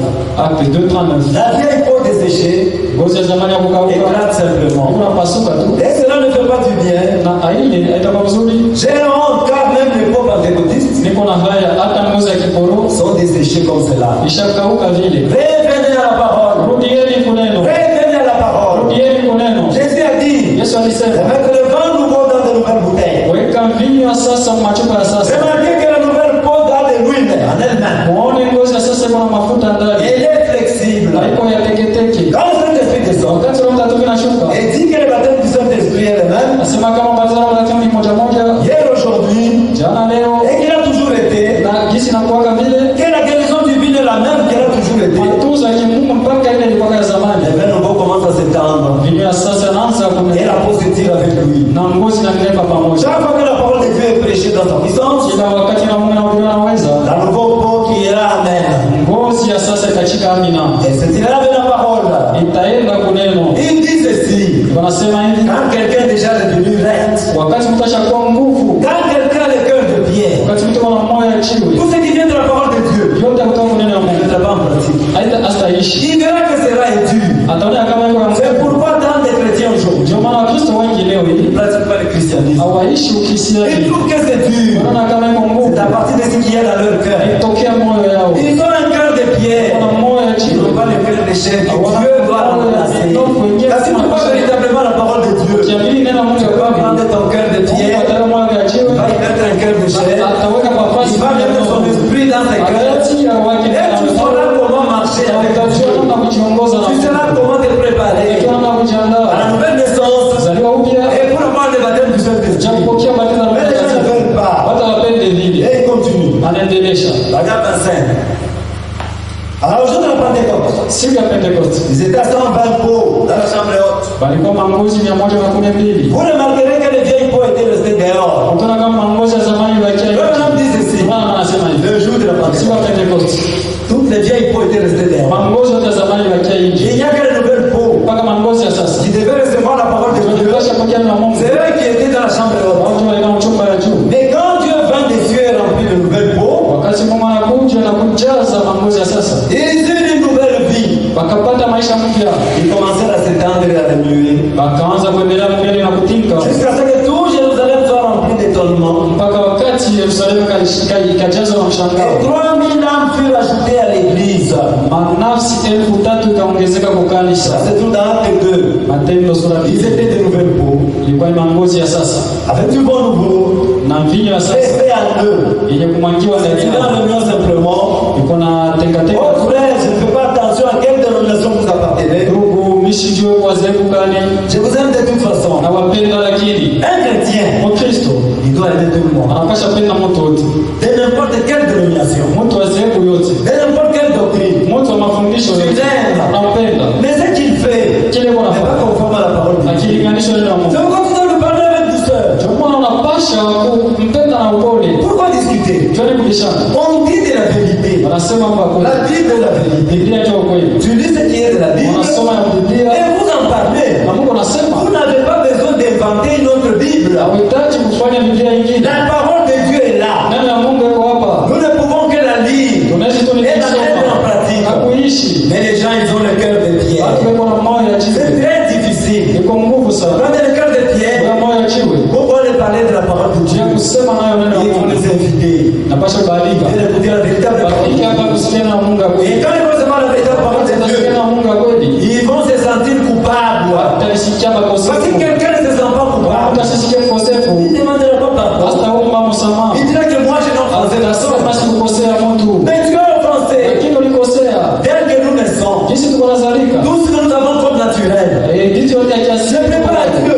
Haipendezi Mais que nous sommes nés dans nos familles. tulizalika majamaa. Nous sommes nés avec une certaine impression. Tulizaliwa na mambo Nous fulani. sommes nés avec une certaine influence. Tulizaliwa na mvuto Les fulani. enfants sont toujours influencés par leurs parents. Watoto wetu wanavutiwa na wazazi wao. Même quand vous grandissez, Wakati vous wanakomea. n'oubliez pas ce qu'on vous avait dit chez vous là. Hautasahau walikuonesha kunyumba. Mais si vous avez la nouvelle naissance, Lakini ukizaliwa si l'Esprit de Dieu est en vous, kama roho wa Mungu yuko vous ndani allez yako. maintenant mettre la différence. Utajua kuweka Ce qu'on tofauti. vous a dit à la maison, reste Kuonesha là-bas. kunyumba na wacha Ce que Dieu dit maintenant, Ile Mungu c'est anasema que sasa ça nouvelle vie. ndio kitakuwa maisha yako ya Mais sasa. si quand tu n'es pas né de Kama nouveau, wazaliwa c'est upya. toujours ton ancienne vie. Mpaka maisha yako ya zamani na Ton kuongoza. ancienne vie t'amène à la mort. Maisha yako ya zamani kupeleka kurufu Ton mpeleka. ancienne vie ne t'amènera jamais vers la vie éternelle. Kupeleka mzima wa Il milele. t'amènera toujours vers la mort. Kupeleka kwa kurufu. Et c'est comme ça que les choses sont. Ni vitu viko.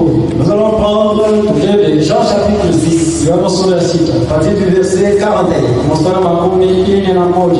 Jean 6, 41. Yohana sura ya 6 mstari wa 11. Mon bien-aimé, Mpendwa wangu, pourquoi toi, Johnny wewe, tu as des difficultés pour mener une vie chrétienne? uko na magumu kuishi maisha ya Kikristo Toi-même, peke yako. examine-toi. Jichunguze. Pourquoi tu as des difficultés? Ndio uko na magumu. Ça fait des mois que tu as cru, tu as été baptisé. Miezi ya mingi tangu ulibatizwa. Ça fait des années. Kisha kwa miaka. Tu te vantes même. Kuna Mais jitamani. nous, on est parmi les premiers. Tuko watu wa zamani. On est parmi les premiers. Tuko wa kwanza. C'est bien d'être parmi les premiers. Tuko wakati wa kwanza. Et c'est celui-là le premier à être enlevé aussi. Tutakuwa wa kwanza kunyakuliwa vile vile. Tu es le premier dans le message. Tuko wa kwanza mjumbe. C'est bien. Mzuri. Tu es le premier à être enlevé. Tuko wa kwanza kunyakuliwa. Jésus revient bientôt. Yesu anarudia hapa sasa. Il revient bientôt. Mungu anarudia hapa sasa. Nous devons revenir. Tunapasha kurudia maandiko matakatifu. Il n'y a pas d'autre choix. Hakuna njia hiyo. Autant d'années que tu peux mettre dans le message, Miaka ya mingi ulishafahamu ujumbe. autant de temps on t'en demandera. Ndio vile watakulomba ya Parce que mingi. ne pas répéter tout cela en parler en semaine. Tatizo kuendelea mwenyewe tulisema wakati ya juma. Le message du temps de la fin. Ujumbe wakati ya mwisho. Il n'y a pas un message. Hakuna ujumbe. Il n'y a pas un âge. Hakuna kizazi. Là où Dieu Ule Mungu attend révéler des choses. alifunua vitu ya mingi sana. Là où Dieu Ule Mungu a pris sa parole. aliweka neno Et lake. là, vraiment dévoilé. Na anaifunua kabisa. Nous connaissons véritablement la parole de Dieu. Kweli kweli tunajua neno la Nous Mungu. sommes les bienheureux, mes frères. Tuko wenye heri wala madhara. Les bienheureux. Wenye heri. Vous allez entendre des fois, Utasikia mara on écoute quand elle entend quand on est en train de prêcher là-bas dans les radios. bibi yangu wakati nasikia na vitu marefu. Elle entend seulement le dire, regardez ce qu'on est en train de prêcher là-bas. Akisikia tu ananiambia sikia yuko anahubiri kule. Vous comprenez que même les frères, Ndio kama hata on wadada. ne peut pas te parler de ce qui n'est pas de la Bible. Hawezi kuacha kitu kama Biblia. Tu ne dois pas aller loin. Hautaenda À mbali. écouter seulement quelqu'un parler. Usikia tu mtu Ça, anasema ce n'est pas de la Bible. nasema ile na Biblia. Pourquoi c'est là? En ce temps de la fin, Mimi wakati wa mwisho Dieu nous a beaucoup donné. Mungu alitupatia vitu vingi. Beaucoup donné. Si aujourd'hui mon frère, tu vas pas dans les mensonges. Kama leo wewe mbongo C'est leo véritable. ni mambo ya wale. Qu'est-ce que tu ne connais pas? Haujui nini? Tu devais être un exemple parmi tes amis. Ulipasha kwa mfano maisha Tu marafiki. devais être même un prédicateur là-bas où tu es à l'école. Ulipasha kwa mhubiri kwa masomo. Tu devais te parler véritablement de la parole de Dieu. Ulipasha kumwonyesha na Mungu ya kweli. Mais c'est toi qui agis comme le païen. Lakini wewe unatenda sawa En ce kwa temps de la fin, Mimi wakati wa mwisho oh Dieu nous a beaucoup donné. kila Mungu alitupatia vitu Il nous vingi. exigera aussi beaucoup de faire. Tuomba vitu vingi. Dieu nous a beaucoup donné. Mungu alitupatia vitu Il vingi. nous a beaucoup appris. Mungu alitufundisha Il nous vingi. demandera plus que les autres. Alitusambisha na Mais parce qu'il y a beaucoup de choses qu'il ne connaissait pas. Wengine wajua vitu Mais vingi. nous, nous connaissons beaucoup de Wajua choses. vitu vingi. Aujourd'hui, les maisons ne peuvent pas nous Leo mentir. mazee wa Yesu tulanga. Rien du tout. Et les seuls qui sont là, Hata wadada les wengi hapa. personnes ne peuvent pas les mentir. Mazee wa Yesu tulanga. Parce qu'ils ont la parole de Dieu. Tuko na neno la Mungu. Ils les connaissent bien. Wanajua mzuri. Dieu nous parle profondément. Mungu tusema kwa upana. Et ce qui est écrit là-bas Maandiko hapa nous a été révélé. ilitufunuliwa. En ce temps de la Mimi fin. wakati ya mwisho. Comme Dieu nous a beaucoup Sababu donné, Mungu alitupatia vitu il vingi. exigera aussi beaucoup de nous. Atetuomba vitu vya mingi. Pourquoi lors de l'enlèvement, Kwa wakati anakuliwa l'âge de la Odyssée, kizazi walikiwa. c'est très exigeant. Mungu alikuwa na mkazo Il a sana. beaucoup donné. Alileta neno Pas seulement beaucoup donné. wakati Il est allé même très loin. haina mpaka kuleta vitu vya mingi. Aujourd'hui, on suit à l'international. Leo tufuata maisha Dès que vous êtes là-bas, on vous voit partout. kwa nafasi yote. Même quand vous chantez, oui, non, on voit partout ça le monde. Même aujourd'hui, là-bas, on vous voit. Ça, les gens des autres générations n'ont pas connu ça. Aujourd'hui, vous n'avez même pas besoin de mettre toujours votre téléphone ici. Il suffit que vous allez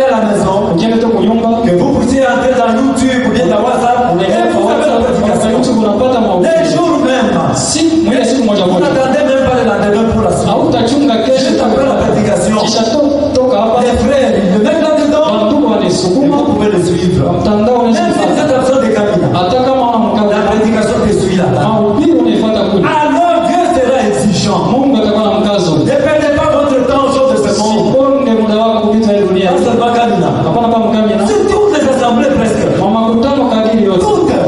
Les prédications se multiplient. Mahubiri naongezeka. Quelqu'un fait là-bas, il suffit qu'on ait prêché, vous allez voir que la prédication est là. Kisha ubiri tu utaona. Avec toute cette nourriture qu'on nous Na donne, hii chakula ile vous allez tupata. aller chercher quoi? Utatafuta nini? Vous allez chercher quel divertissement? Utafuta kulingana namna Nous gani? sommes au temps de la fin. Tuko kwa wakati wa mwisho wa Nous pili. devons faire attention. Tunapaswa keba Dieu angi. nous a beaucoup donné. Mungu atupatia mingi. Il a donné beaucoup de technologies. Leta mateknolojia. Et que Dieu bénisse tous les frères Mungu awaki watu wote. qui se donnent jour et nuit. Wenye kujitoa. Parce que tout ce qui est fait ici Kwa yote nafanyika passe hapa sur YouTube. ipate kupita kwa YouTube. Pour que tout le monde puisse le suivre. Watu wote wapate ifuata. C'est pour que celui-là ne puisse pas dire moi je n'avais pas écouté. Usiwe mtu au kusema kama Cette sikufuata. parole que Dieu a dit, Hii neno Mungu je alisema. vais te prêcher partout. Ilipaswa kuliwa Même fasi. dans les fins fonds là-bas. Hata kwa mwisho wa dunia. Même quand on est dans n'importe quel village. Hata wakati wa kijiji S'il y a des fulani. signaux là-bas. Kama uko sinyali. Tu peux avoir les signaux seulement. Kama unashikwa na Je sinyali. me suis de toutes les prédications. Ya mtandao unaweza Namboe, le Bumbashi, Ligasi, Kolesi, Kinshasa,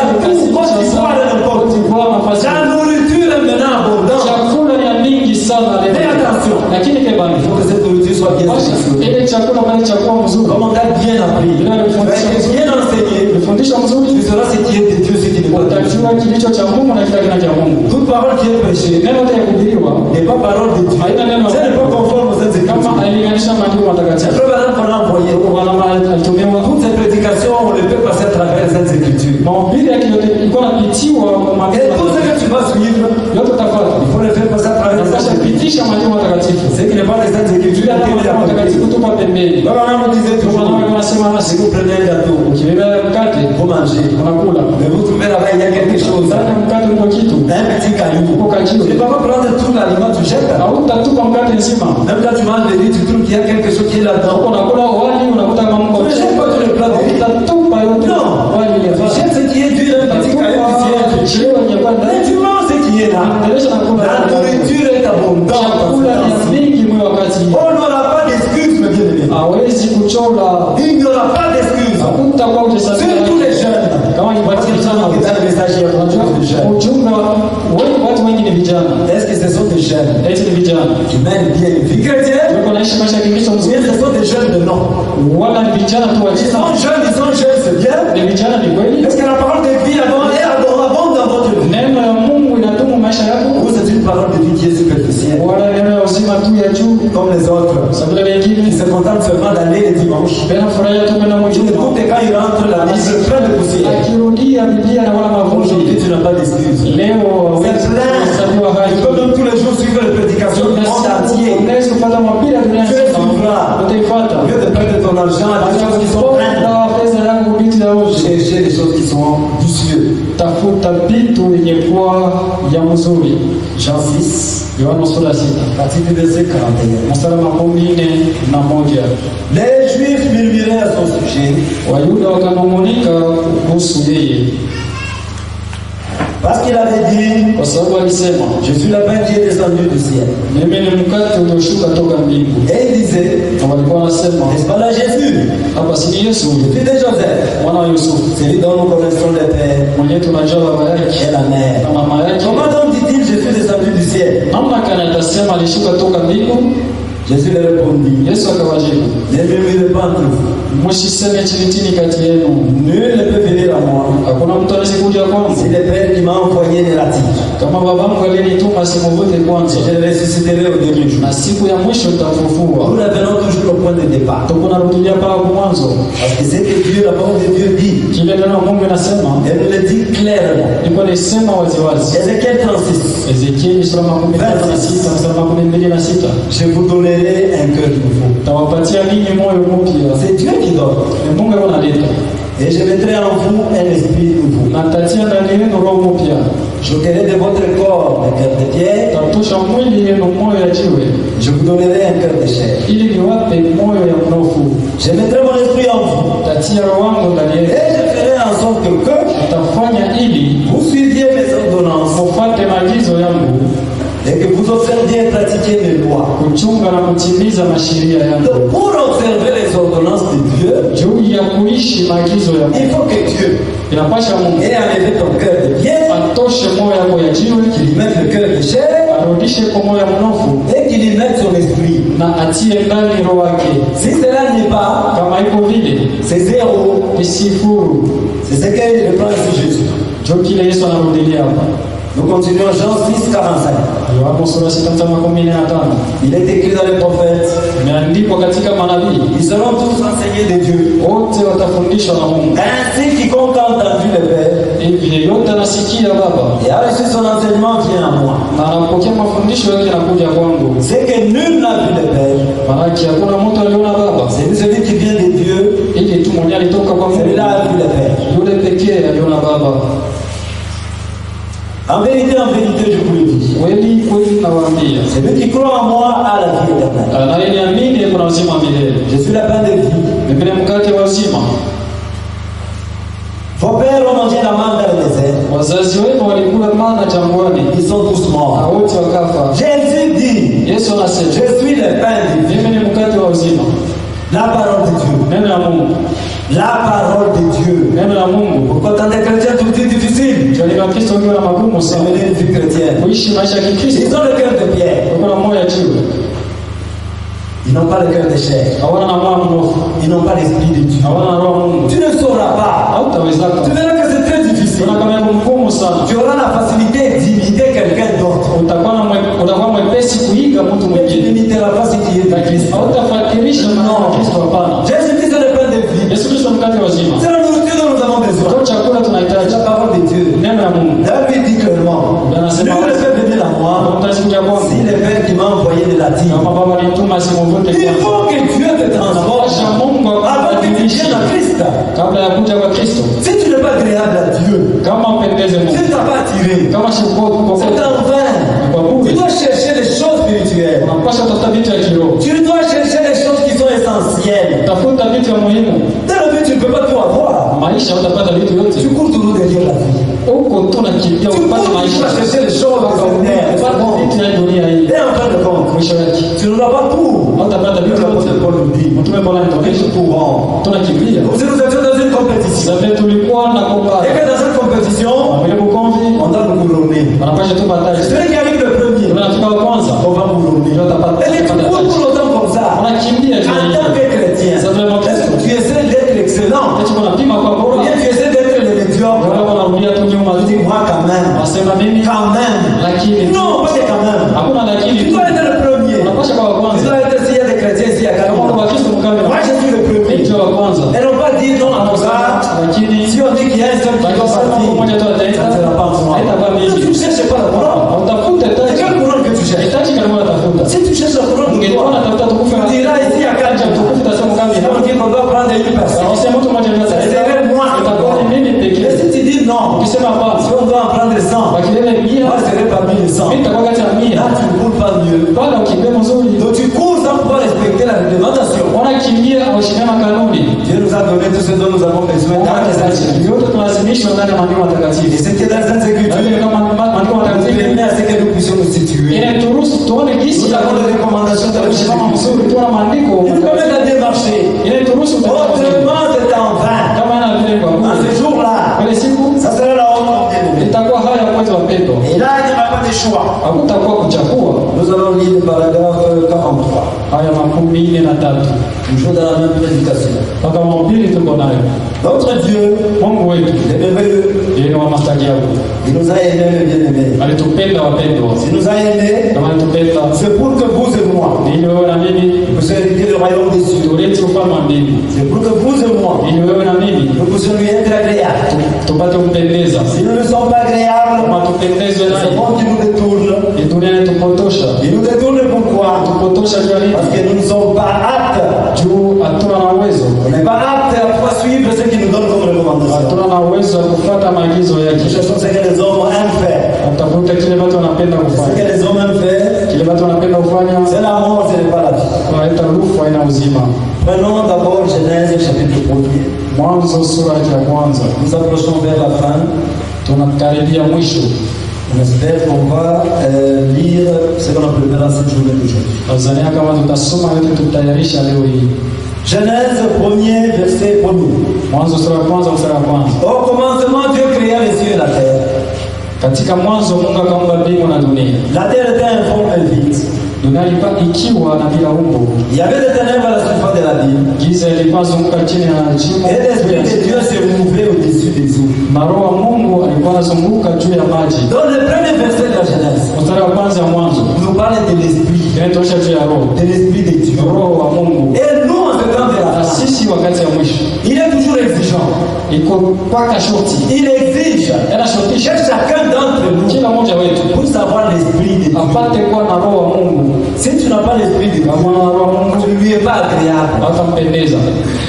Cet esprit-là, Ni roho avant qu'il y ait quoi que ce soit, kabla upate kwa kitu c'est yoyote. l'esprit de Dieu Ni roho wa qui Mungu s'est mouvé au-dessus des eaux. alikuwa anazunguka juu ya C'est maji. cet esprit-là, Ni ule roho dans ce temps de la fin, wakati ya mwisho Dieu exige Mungu anashotisha que chacun de nous puisse avoir cet esprit. kila mmoja ampate ule roho. Et pour avoir cet Cha esprit, kupata ule roho il faudra que inapasha tu kama sois né de nouveau. uzaliwe upya. Et là-bas, maintenant, il y aura l'esprit de Dieu en toi. Utapata roho wa Mungu ndani Si yako. tu ne cherches pas la nouvelle naissance, Kama utafuta uzaliwa upya, tu te contentes de ce que le monde te donne, uko nafurahia tu kitu dunia tu ne unapata, seras pas agréable chez toi. hautapendeza Mungu, Jamais tu ne seras agréable. hautampendeza kamwe. Prenons Colossiens chapitre 3. Wakolosai sura ya 3. Colossiens chapitre 3. Wakolosai sura ya 3 À partir du verset 1. mstari wa kwanza. Si donc vous êtes ressuscités avec Christ, Kama basi mlifufuka pamoja na Kristo, cherchez les choses d'en haut, tafuteni vitu vya juu, d'où Christ est assis à la droite de Dieu. kule Kristo ameketi kuume ya Mungu. Affectionnez-vous aux choses d'en haut, Mshikamane na vitu vya juu, et non à celles qui sont sur la terre. hapana vitu vya hapa chini, Car vous êtes morts et votre vie est cachée avec Christ en Dieu. kwa sababu mlikufa na maisha yenu yalifichwa pamoja na Kristo ndani yako. Quand Christ, votre vie, paraîtra, Wakati Kristo aliye uzima wenu alors vous ataonekana, paraîtrez aussi avec lui dans la gloire. nanyi mtaonekana pamoja naye katika Si utukufu. donc vous êtes ressuscités avec Christ, Basi kama mlifufuka pamoja na Kristo, recherchez les choses d'en haut, tafuteni vitu vya juu, d'où Christ est assis à la droite de Dieu. kule Kristo ameketi kuume ya Mungu. Dieu est assis à la droite de Dieu, pourquoi? Ameketi kuume ya Mungu jua nini? Parce qu'il a vaincu. Jua alishinda. S'il n'avait pas vaincu, Asingelishinda, il n'en serait pas là-bas. asingelikuwa kule. En Apocalypse, Ufunuo chapitre 3. sura ya 3. Nous devons chercher Tunapaswa kutafuta ce qu'il nous a dit de chercher. kila alitushurutisha Parce que kutafuta. lui, il a vaincu. Juu yeye S'il alishinda, a vaincu, na kama il alishinda, est passé à la droite. maana ameketi kuume ya Baba. Nous aujourd'hui aussi, nous devons Na vaincre. sisi leo tunapaswa kushinda. L'église de la Odyssée, Kanisa la Laodikia, nous allons lire ce qui a été réservé à l'église de la Odyssée. tutasoma maneno ya kuangalia kanisa la Chapitre 3, Laodikia. 14. Ufunuo Écrit à 3. l'homme de l'église de la Odyssée. Kwa malaika wa kanisa la Laodikia andika, Voici ce que dit l'âne, le témoin fidèle et tazama véritable. kila mimi na mshuhuda kweli na mwaminifu anasema, Le commencement de la création de Dieu. mwanzo wa maumbile ya Mungu. Dieu nous connaissait Mungu alitujua avant le commencement de ce monde. kabla ya mwanzo wa hii dunia. Dieu ne t'a pas connu aujourd'hui. Mungu akujua leo matatu. Dieu ne te connaît pas parce que tu es assis dans le banc. Mungu asikujua na kati Quelle tunaketi habit que tu portes. hata vazi na vaa. Il te connaissait avant le commencement de ce monde. Alijua kabla ya mwanzo. Dieu ne se surprit pas rien. Mungu asitoshe kitu. Avant le commencement de ce monde, il t'a vu. Kabla uzalike Il alikuona. a vu même comment tu devais marcher. Aliona na Il utaongoza. a regardé ce que Dieu a parlé à cette église. Alionyesha hii kanisa. Je connais tes œuvres. Najua matendo yako. Je sais que tu n'es ni froid ni bouillant. Najua hauna wala baridi wala vukutu. Puisses-tu être froid ou bouillant? Inakubidi kuwe wala baridi wala Ainsi, vukutu. parce que tu étais et que tu n'es ni froid ni bouillant, Uko vuguvugu na wala baridi wala vukutu. je te vomirai de ma bouche. Takutapika toka kinywani yangu. C'est pourquoi Dieu est exigeant envers cet âge. Mungu yuko na mkazo na hii kizazi. Ma soeur et mon frère, Dada na ndugu, si tu ne veux pas te faire sortir de cet âge, kama upende kutoka kwa kizazi, ça te regarde. mambo yako. S'il y a un âge, Kama kwa kizazi, là où Dieu s'est révélé à son peuple, ile Mungu alifunua kwa taifa c'est lake. cet âge. Ni kizazi hiki. Là où c'est qui est écrit dans la Bible. Yote yenye katika Biblia. Même aujourd'hui, il ne peut pas interpréter cela. Hata leo hawezi tafsiri. Dieu a envoyé le prophète, il a tout donné. Mungu alituma na mimi alileta yote. Alors il sera exigeant aussi envers cet âge. Atakuwa na mkazo na hii kizazi. Parce que tu dis, Juu kuna je sema suis riche, je me suis enrichi. niko mtajirisha, Je n'ai besoin de rien. sihitaji kitu. Parce que tu ne sais pas que tu es malheureux. Kwa sababu unajua kama uko muone, Ils misérable, mnyonge, pauvre et nu. maskini na uchi. Je te conseille d'acheter de moi de l'or éprouvé par le feu, Nakushauri ununue kwangu dhahabu ya kupimia moto, afin que tu deviennes riche, ili upate kuwa et mtajiri, des vêtements blancs, na mavazi afin nyeupe, que tu sois vêtu, ili upate kuvaa, et que la honte et ta nudité ne paraissent na pas. haya ya utukufu yako isionekane, Un collier pour un de tes yeux, afin que tu vois. na mafuta upakae macho yako ili upate kuona. Suivez maintenant. Ufate sasa. Moi, je le prends, Mimi niko na kemea et je châtie tout ce que j'aime. na kuwapiza wote napenda. Aie donc du zèle et répands-toi. Kwa basi na bidii na utubu. Aie du zèle. Wana bidii. Le zèle pour l'évangile. Bidii juu habari njema. Non pas les zèle pour être toujours à la mode. Hapana bidii juu kupata kizungu. Mais les zèle dans les choses de Dieu. Bidii mu mambo ya Mungu. Dieu te voit. Mungu anakuona. Il est prêt à t'accueillir. Yuko tayari kupokea. Il est prêt à lever ton cœur de pierre. Tayari kutosha moyo Pour wako. lui mettre un cœur de chair. Ya kurudisha Laisse ton esprit. na roho yake. Mais tu dois avoir les zèle. Kina napasha kuwa na bidii. Voici, je me tiens à la porte. Tazama nasimama mlangoni. Et je frappe. Na niko na kongola. Si quelqu'un entend ma voix et ouvre la porte, Akisikia sauti yangu na kufungua mlango, j'entrerai chez lui. naingia kwake. Je souperai avec lui. Nitakula naye chakula Et magharibi, lui avec moi. naye atakula pamoja nami. C'est lui qui vaincra. Atakayeshinda, C'est lui qui vaincra. atakayeshinda. Donc il y a la victoire qui est là. Maanake kushindi Comme on kwa avait dit la compétition. sisi tulisema ugomvi. Il faut courir. Inapasha kukimbia. Courir. Kimbia tena. Fuir le mal. Kimbia ubaya. C'est lui qui vaincra. Atakayeshinda, Je le ferai asseoir avec moi sur mon trône. tamkalisha pamoja nami kwa makao yangu. Comme moi j'ai vaincu, Kama nilivyoshinda, je me suis assis avec mon Père sur son trône. niliketi pamoja na Baba juu ya makao Et yake. celui qui a des oreilles, Anayevaa masikio entende ce que l'Esprit dit aussi. asikie kile ambayo Roho anasema na makanisa. Si chaque chrétien Na Mkristo de Laodicée wa Laodikia pouvait se permettre de lire ce passage tous les jours, angeliweza kusoma hii andiko kila siku, peut-être que les gens chercheraient l'Esprit de Dieu. saa zingine watu wangelitafuta Roho. Comme ils ne lisent pas, Sio waisoma. chacun est distrait. Kila mmoja kwa kulingana. Chacun cherche ce qu'il cherche. Kila mmoja anatafuta mambo Alors yake. comment pour nous approcher de ces choses? Je, utakaribia maneno haya? Ce sera difficile de nous approcher de ces choses. Kwa magumu kukaribia mambo Parce que haya. notre Dieu, Juu Mungu wetu il est toujours là. yeye yuko pale, Il nous a aimés. alitupenda, Et il voudrait que nous puissions hériter le royaume de Dieu. anapenda turithi ufalme wa mbingu. Mais les gens, ils ne veulent pas. Watu hawapende wao, Les gens veulent watu wanapenda se fier à autre chose. kutumainia vitu Et vingine, ça, ce n'est pas le plan de Dieu. na ile na mambo ya Le Mungu. plan de Dieu, c'est nous donner. Mambo ya Mungu ni kutupa C'est que lui aime. kile yeye anapenda. Là où il est, il voudrait que nous soyons là-bas. Anapenda tujikute pafasi Il ne yetu, voudrait pas que nous puissions être là où il ne nous a pas préparés. tupoteze, Là où il ne nous a pas préparés. tupende fasi yenye tumtayarishie. Nous allons lire, commençons par le paragraphe 1:46. Waraka 46. Vous pouvez dire, frère Branham, Naweza kusema ndo Branham. j'ai toutes les évidences. Niko na maonyesho yote. Ce qui se passe ce soir, Inafanyika ni il nini? y a plus d'un siècle. Uko zaidi ya karne moja. Il y a eu, donc le Saint-Esprit s'est déversé dans l'église pentecôtiste. Roho Mtakatifu ilishuka mkanisa Pentekoste. Il s'est vraiment déversé là-bas. Ilikuwa ndani kabisa. Tous les dons, les voyages s'opéraient. Mazawadi yote ilikuwa natenda. Maintenant, les gens se sont achoppés. Watu walikwazika.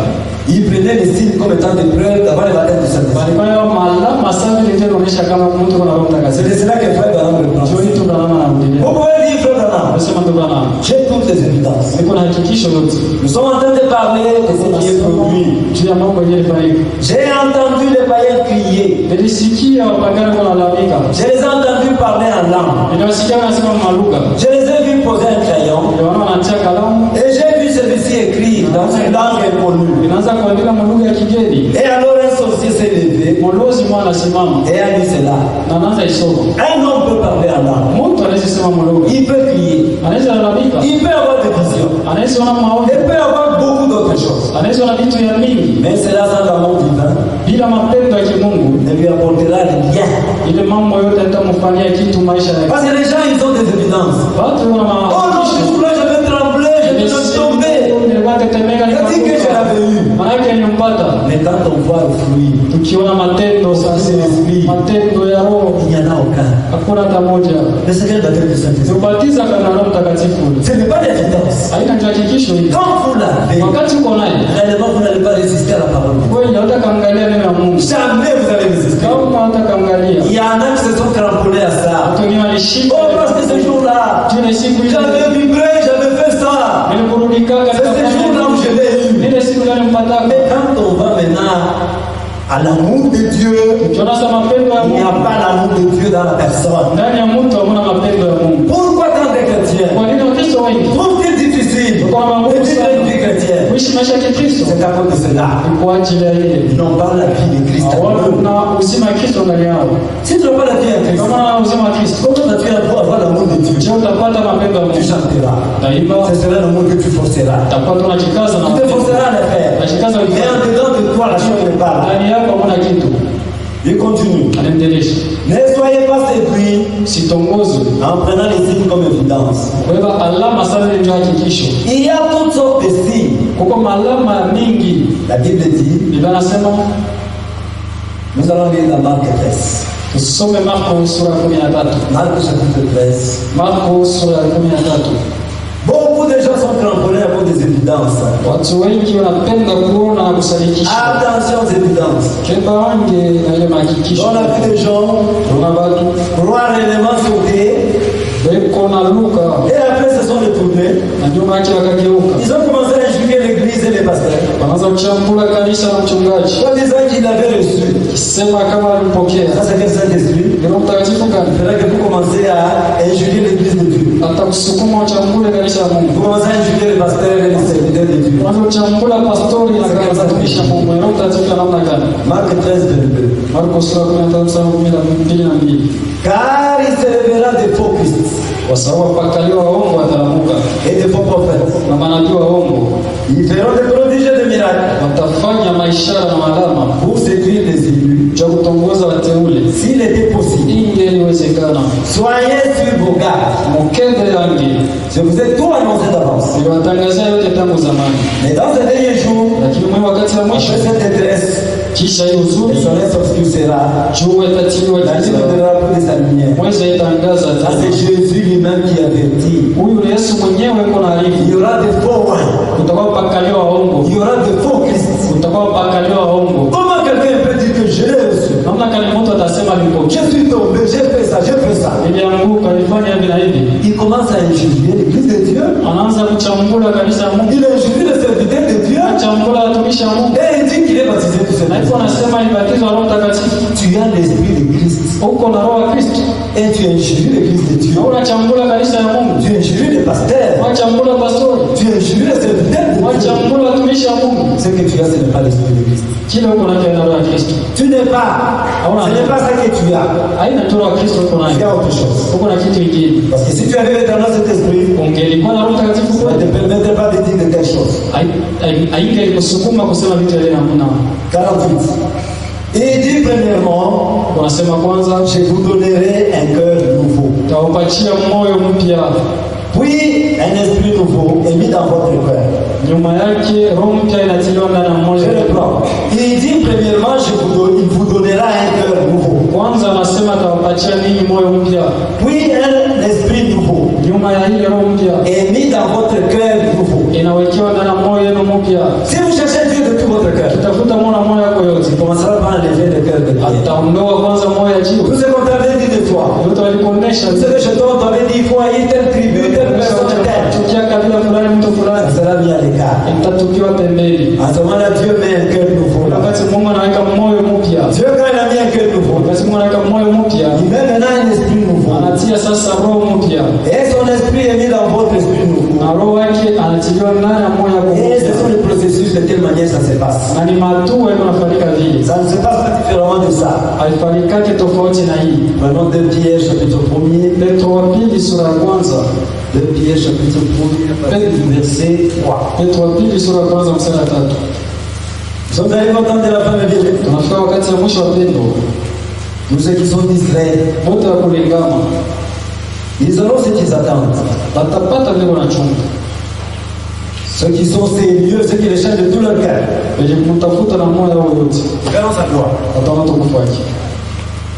Comme sa divine puissance nous a donné tout ce qui contribue à la vie et à la piété, Sababu vile uwezo wake ya kimungu tupatia yote inatusaidia juu ya uzima na utawa, au moyen de la connaissance de celui qui nous a appelés par sa propre gloire kwa njia ya ufahamu ya mwenyewe alituita kupitia utukufu wake mwenyewe et par sa vertu, na kupitia uweza yake, lesquels nous assurent de sa part les plus grandes et les plus précieuses promesses, huyu kwa upande yake eko nituhakikishia malako ya munene kubwa na utajiri, afin que par elle vous deveniez participants de la nature divine, ili kupitia haya mpate kushiriki kwa hali ya kimungu, enfuyant la corruption qui existe dans le monde par la convoitise. mkukimbia uharibifu iliyoko dunia kupitia tamaa. La corruption existe dans le monde par la Uharibifu iliyoko convoitise. dunia kupitia tamaa. Si tu as l'esprit de Christ, Kama kuna roho ya Kristo, cette convoitise ne s'approchera pas de toi. ile tamaa itakukaribia. La convoitise vient Tamaa iko nakuja. parce que Christ n'est pas en toi. Tu Kristo ana ndani yako. Sinon tu convoites tout. Tuko unatamania vitu Tu yote. es en train de tout convoiter. Unatamania vitu yote. Et à cause de cela même, Na kwa ajili ya ile, faites tous vos efforts mfanye manguvu yenu. pour joindre à votre foi la vertu. Je kuongeza kwa imani yenu nguvu. À la vertu la science. Kwa nguvu muongeze elimu. À la science la tempérance. Kwa elimu muongeze kujizuiza. À la tempérance la patience. Kujizuiza uvumilivu. À la patience la piété. Uvumilivu utawa. À la piété l'amour fraternel. Utawa mapendo ya kindugu. À l'amour fraternel la charité. Mapendo ya kindugu, mapendo ya kimungu. Car si ces choses sont en vous, Sababu kama vitu viko ndani yenu, et ils sont avec abondance, haviko kwa hoteli, elles ne vous laisseront point oisifs, havitamwacha bila kutenda ni stériles, wala bila kuzaa, pour la connaissance de notre Seigneur Jésus. ya ufahamu wa Bwana wetu Yesu Kristo. Mais celui en qui ces choses ne sont point est aveugle. Yule ndani yake hivi vitu havina ndani ni kipofu, Il ne voit pas de loin. asione mbali, Il a mis en oubli la purification de ses anciens péchés. asha sahau kusafisha madhambi yake ya zamani. C'est pourquoi, frère, Ndio maana ndugu, appliquez-vous d'autant plus à affermir votre vocation mujitoe kukanganisha mwito yenu et votre élection, na uchaguzi yenu, car en faisant cela, kwa sababu kufanya vous hivyo ne blanchirez jamais. mtakualaka kamwe. C'est ainsi en effet Hivi basi qu'elle a entré dans le royaume éternel. Oh, le Seigneur et Sauveur Jésus-Christ ndio kuingia mu ufalme ya milele ya Bwana wetu Yesu vous Kristo sera pleinement accordé. itemuruhusiwa. Nous sommes ici, Tuko hapa c'est pour la vie éternelle. icha uzima wa milele. Si nous sommes ici pour la vie Kama tuko éternelle, hapa cha uzima wa nous milele, devons fuir la convoitise de ce monde. tunapasha kukimbia tamaa ya hii dunia. Nous ne fuyons pas la convoitise de ce monde. Kama tukimbia tamaa ya hii dunia, On aura difficile, vraiment difficile, hatutawezaka kweli. à pouvoir nous approcher de Christ. Kisha ukaribia Kristo, Parce que Jésus-Christ, Yesu Kristo il est le même, ni sawasawa hier, aujourd'hui, jana, leo, et éternellement. hata milele. Lui ne change Yeye pas. habadiliki. C'est nous qui devions changer. Ndio tunapasha badilika, Nous devions nous approcher de lui. tunapasha kukaribia. Si nous ne voulons pas Kama tupende rater le ciel, kukosa mbingu, le ciel est à côté de nous ici. mbingu kumpembeni Si yetu, réellement nous approchons de lui, kama kwetu tukimkaribia, tandis que si nous ne approchons pas de lui, huwa tukiende mbali naye nous ne pouvons pas lui être agréables. tutapendezwa naye. Nous allons pouvoir lire pour terminer à partir du paragraphe 66. Mwisho wake utasoma aya 66 Et nous allons continuer ce qu'on avait à pouvoir parler aujourd'hui. tutamalizia ile tutayarisha ya leo. Paragraphe 66 de notre prédication. Aya ya 66 ya mahubiri tuko nayo. Les pages étaient un peu éparpillées.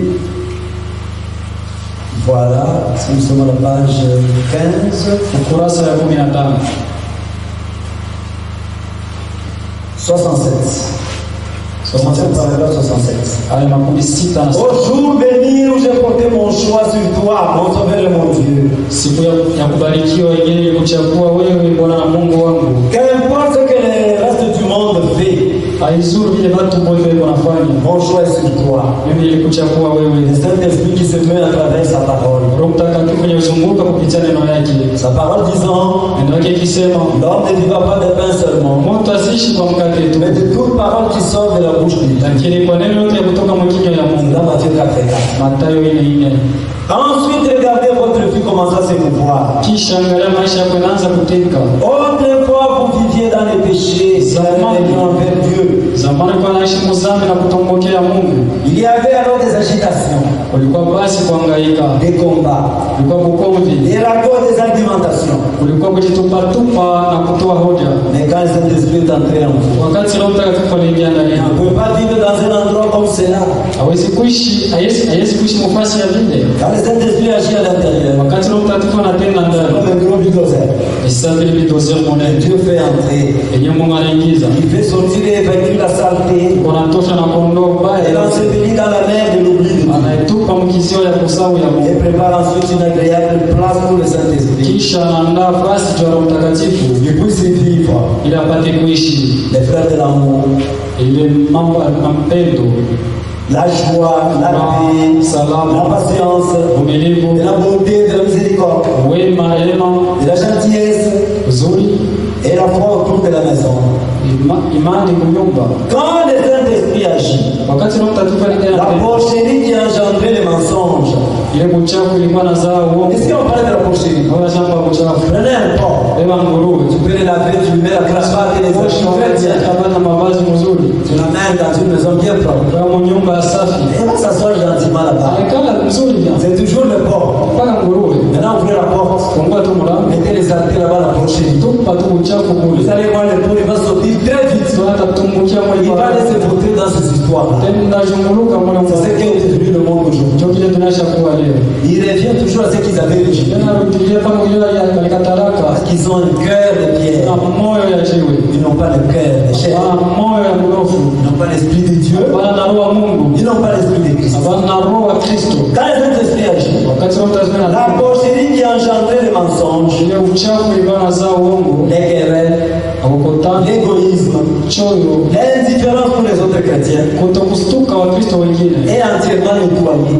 inasafishwa kabisa. Si vous avez encore ces choses, Kama ungali na vitu, cela montre que le Saint-Esprit n'a jamais déblayé votre vie. inaonyesha ya kama Roho Mtakatifu hayatakasaka maisha yako. Le Saint-Esprit nettoyera cet enclos à cochon Roho Mtakatifu itaosha ule nguruwe si vous le laissez faire. kama unamwacha afanye ile Dans kazi. cet endroit, Ile il fasi mettra des fleurs qui fleuriront tout autour de votre maison. atatia maua itakuwa na chipuka kando ya nyumba yako. Il n'y aura pas de place pour Satan Hakutakuwa fasi juu ya et shetani ses mauvais desseins. na makusudi yake mbaya. Vous serez mort Utakufa et votre vie sera cachée avec Christ na maisha yako itafichwa na Kristo en Dieu. ndani ya Mungu. Pourquoi tant de chrétiens Kwa nini Wakristo wengi trouve-t-il si difficile de mener une vie chrétienne? kuna magumu sana kuishi maisha ya Kikristo? C'est parce qu'ils n'ont pas un cœur de chair. Kwa sababu hawana na moyo ya C'est parce que l'Esprit de Christ n'est pas en eux. ni juu roho wa Kristo ana ndani yao. C'est parce que l'Esprit de Dieu n'est pas en eux. Juu roho wa Mungu ana ndani yao. C'est ça qui rend difficile de mener une vie chrétienne. Yenye kuwafanya washindwe kuishi maisha Si ya l'Esprit Kikristo. de Dieu est en toi, mon bien-aimé, Roho wa Mungu angelikuwa ndani yako, vous ne serez pas difficile.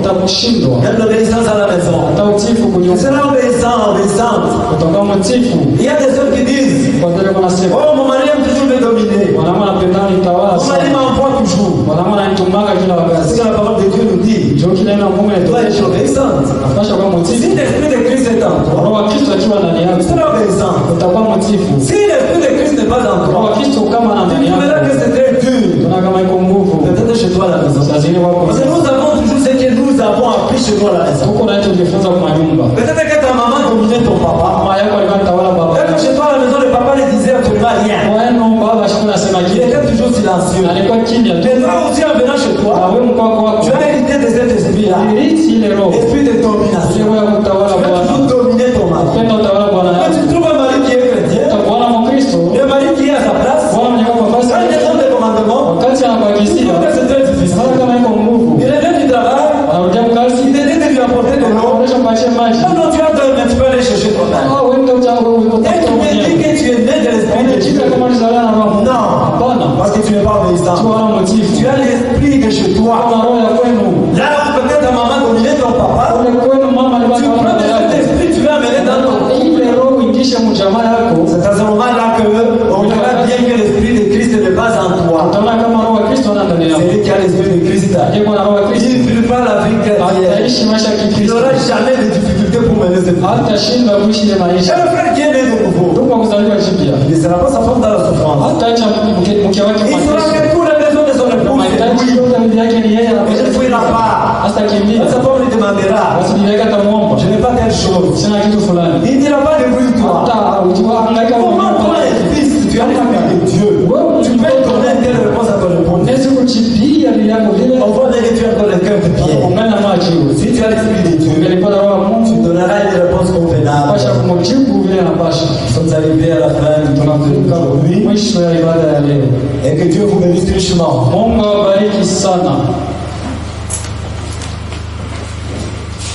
Nous allons chanter un cantique. Tuimbe mwimbo mmoja.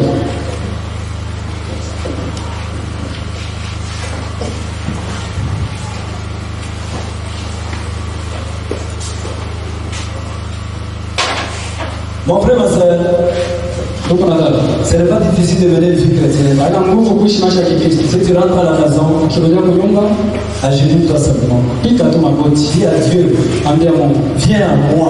Enlevez le cœur de pierre. Comment depuis que j'ai cru, j'agis gauchement. Pourquoi c'est là? Je suis ta fille. Je suis ton enfant. Aide-moi. Viens-moi mon secours. Il va pouvoir t'aider. Il est prêt à pouvoir nous secourir. C'est nous-mêmes. Nous avons tellement le cœur dur. Que nous ne permettons pas que Dieu vienne enlever le cœur de pierre.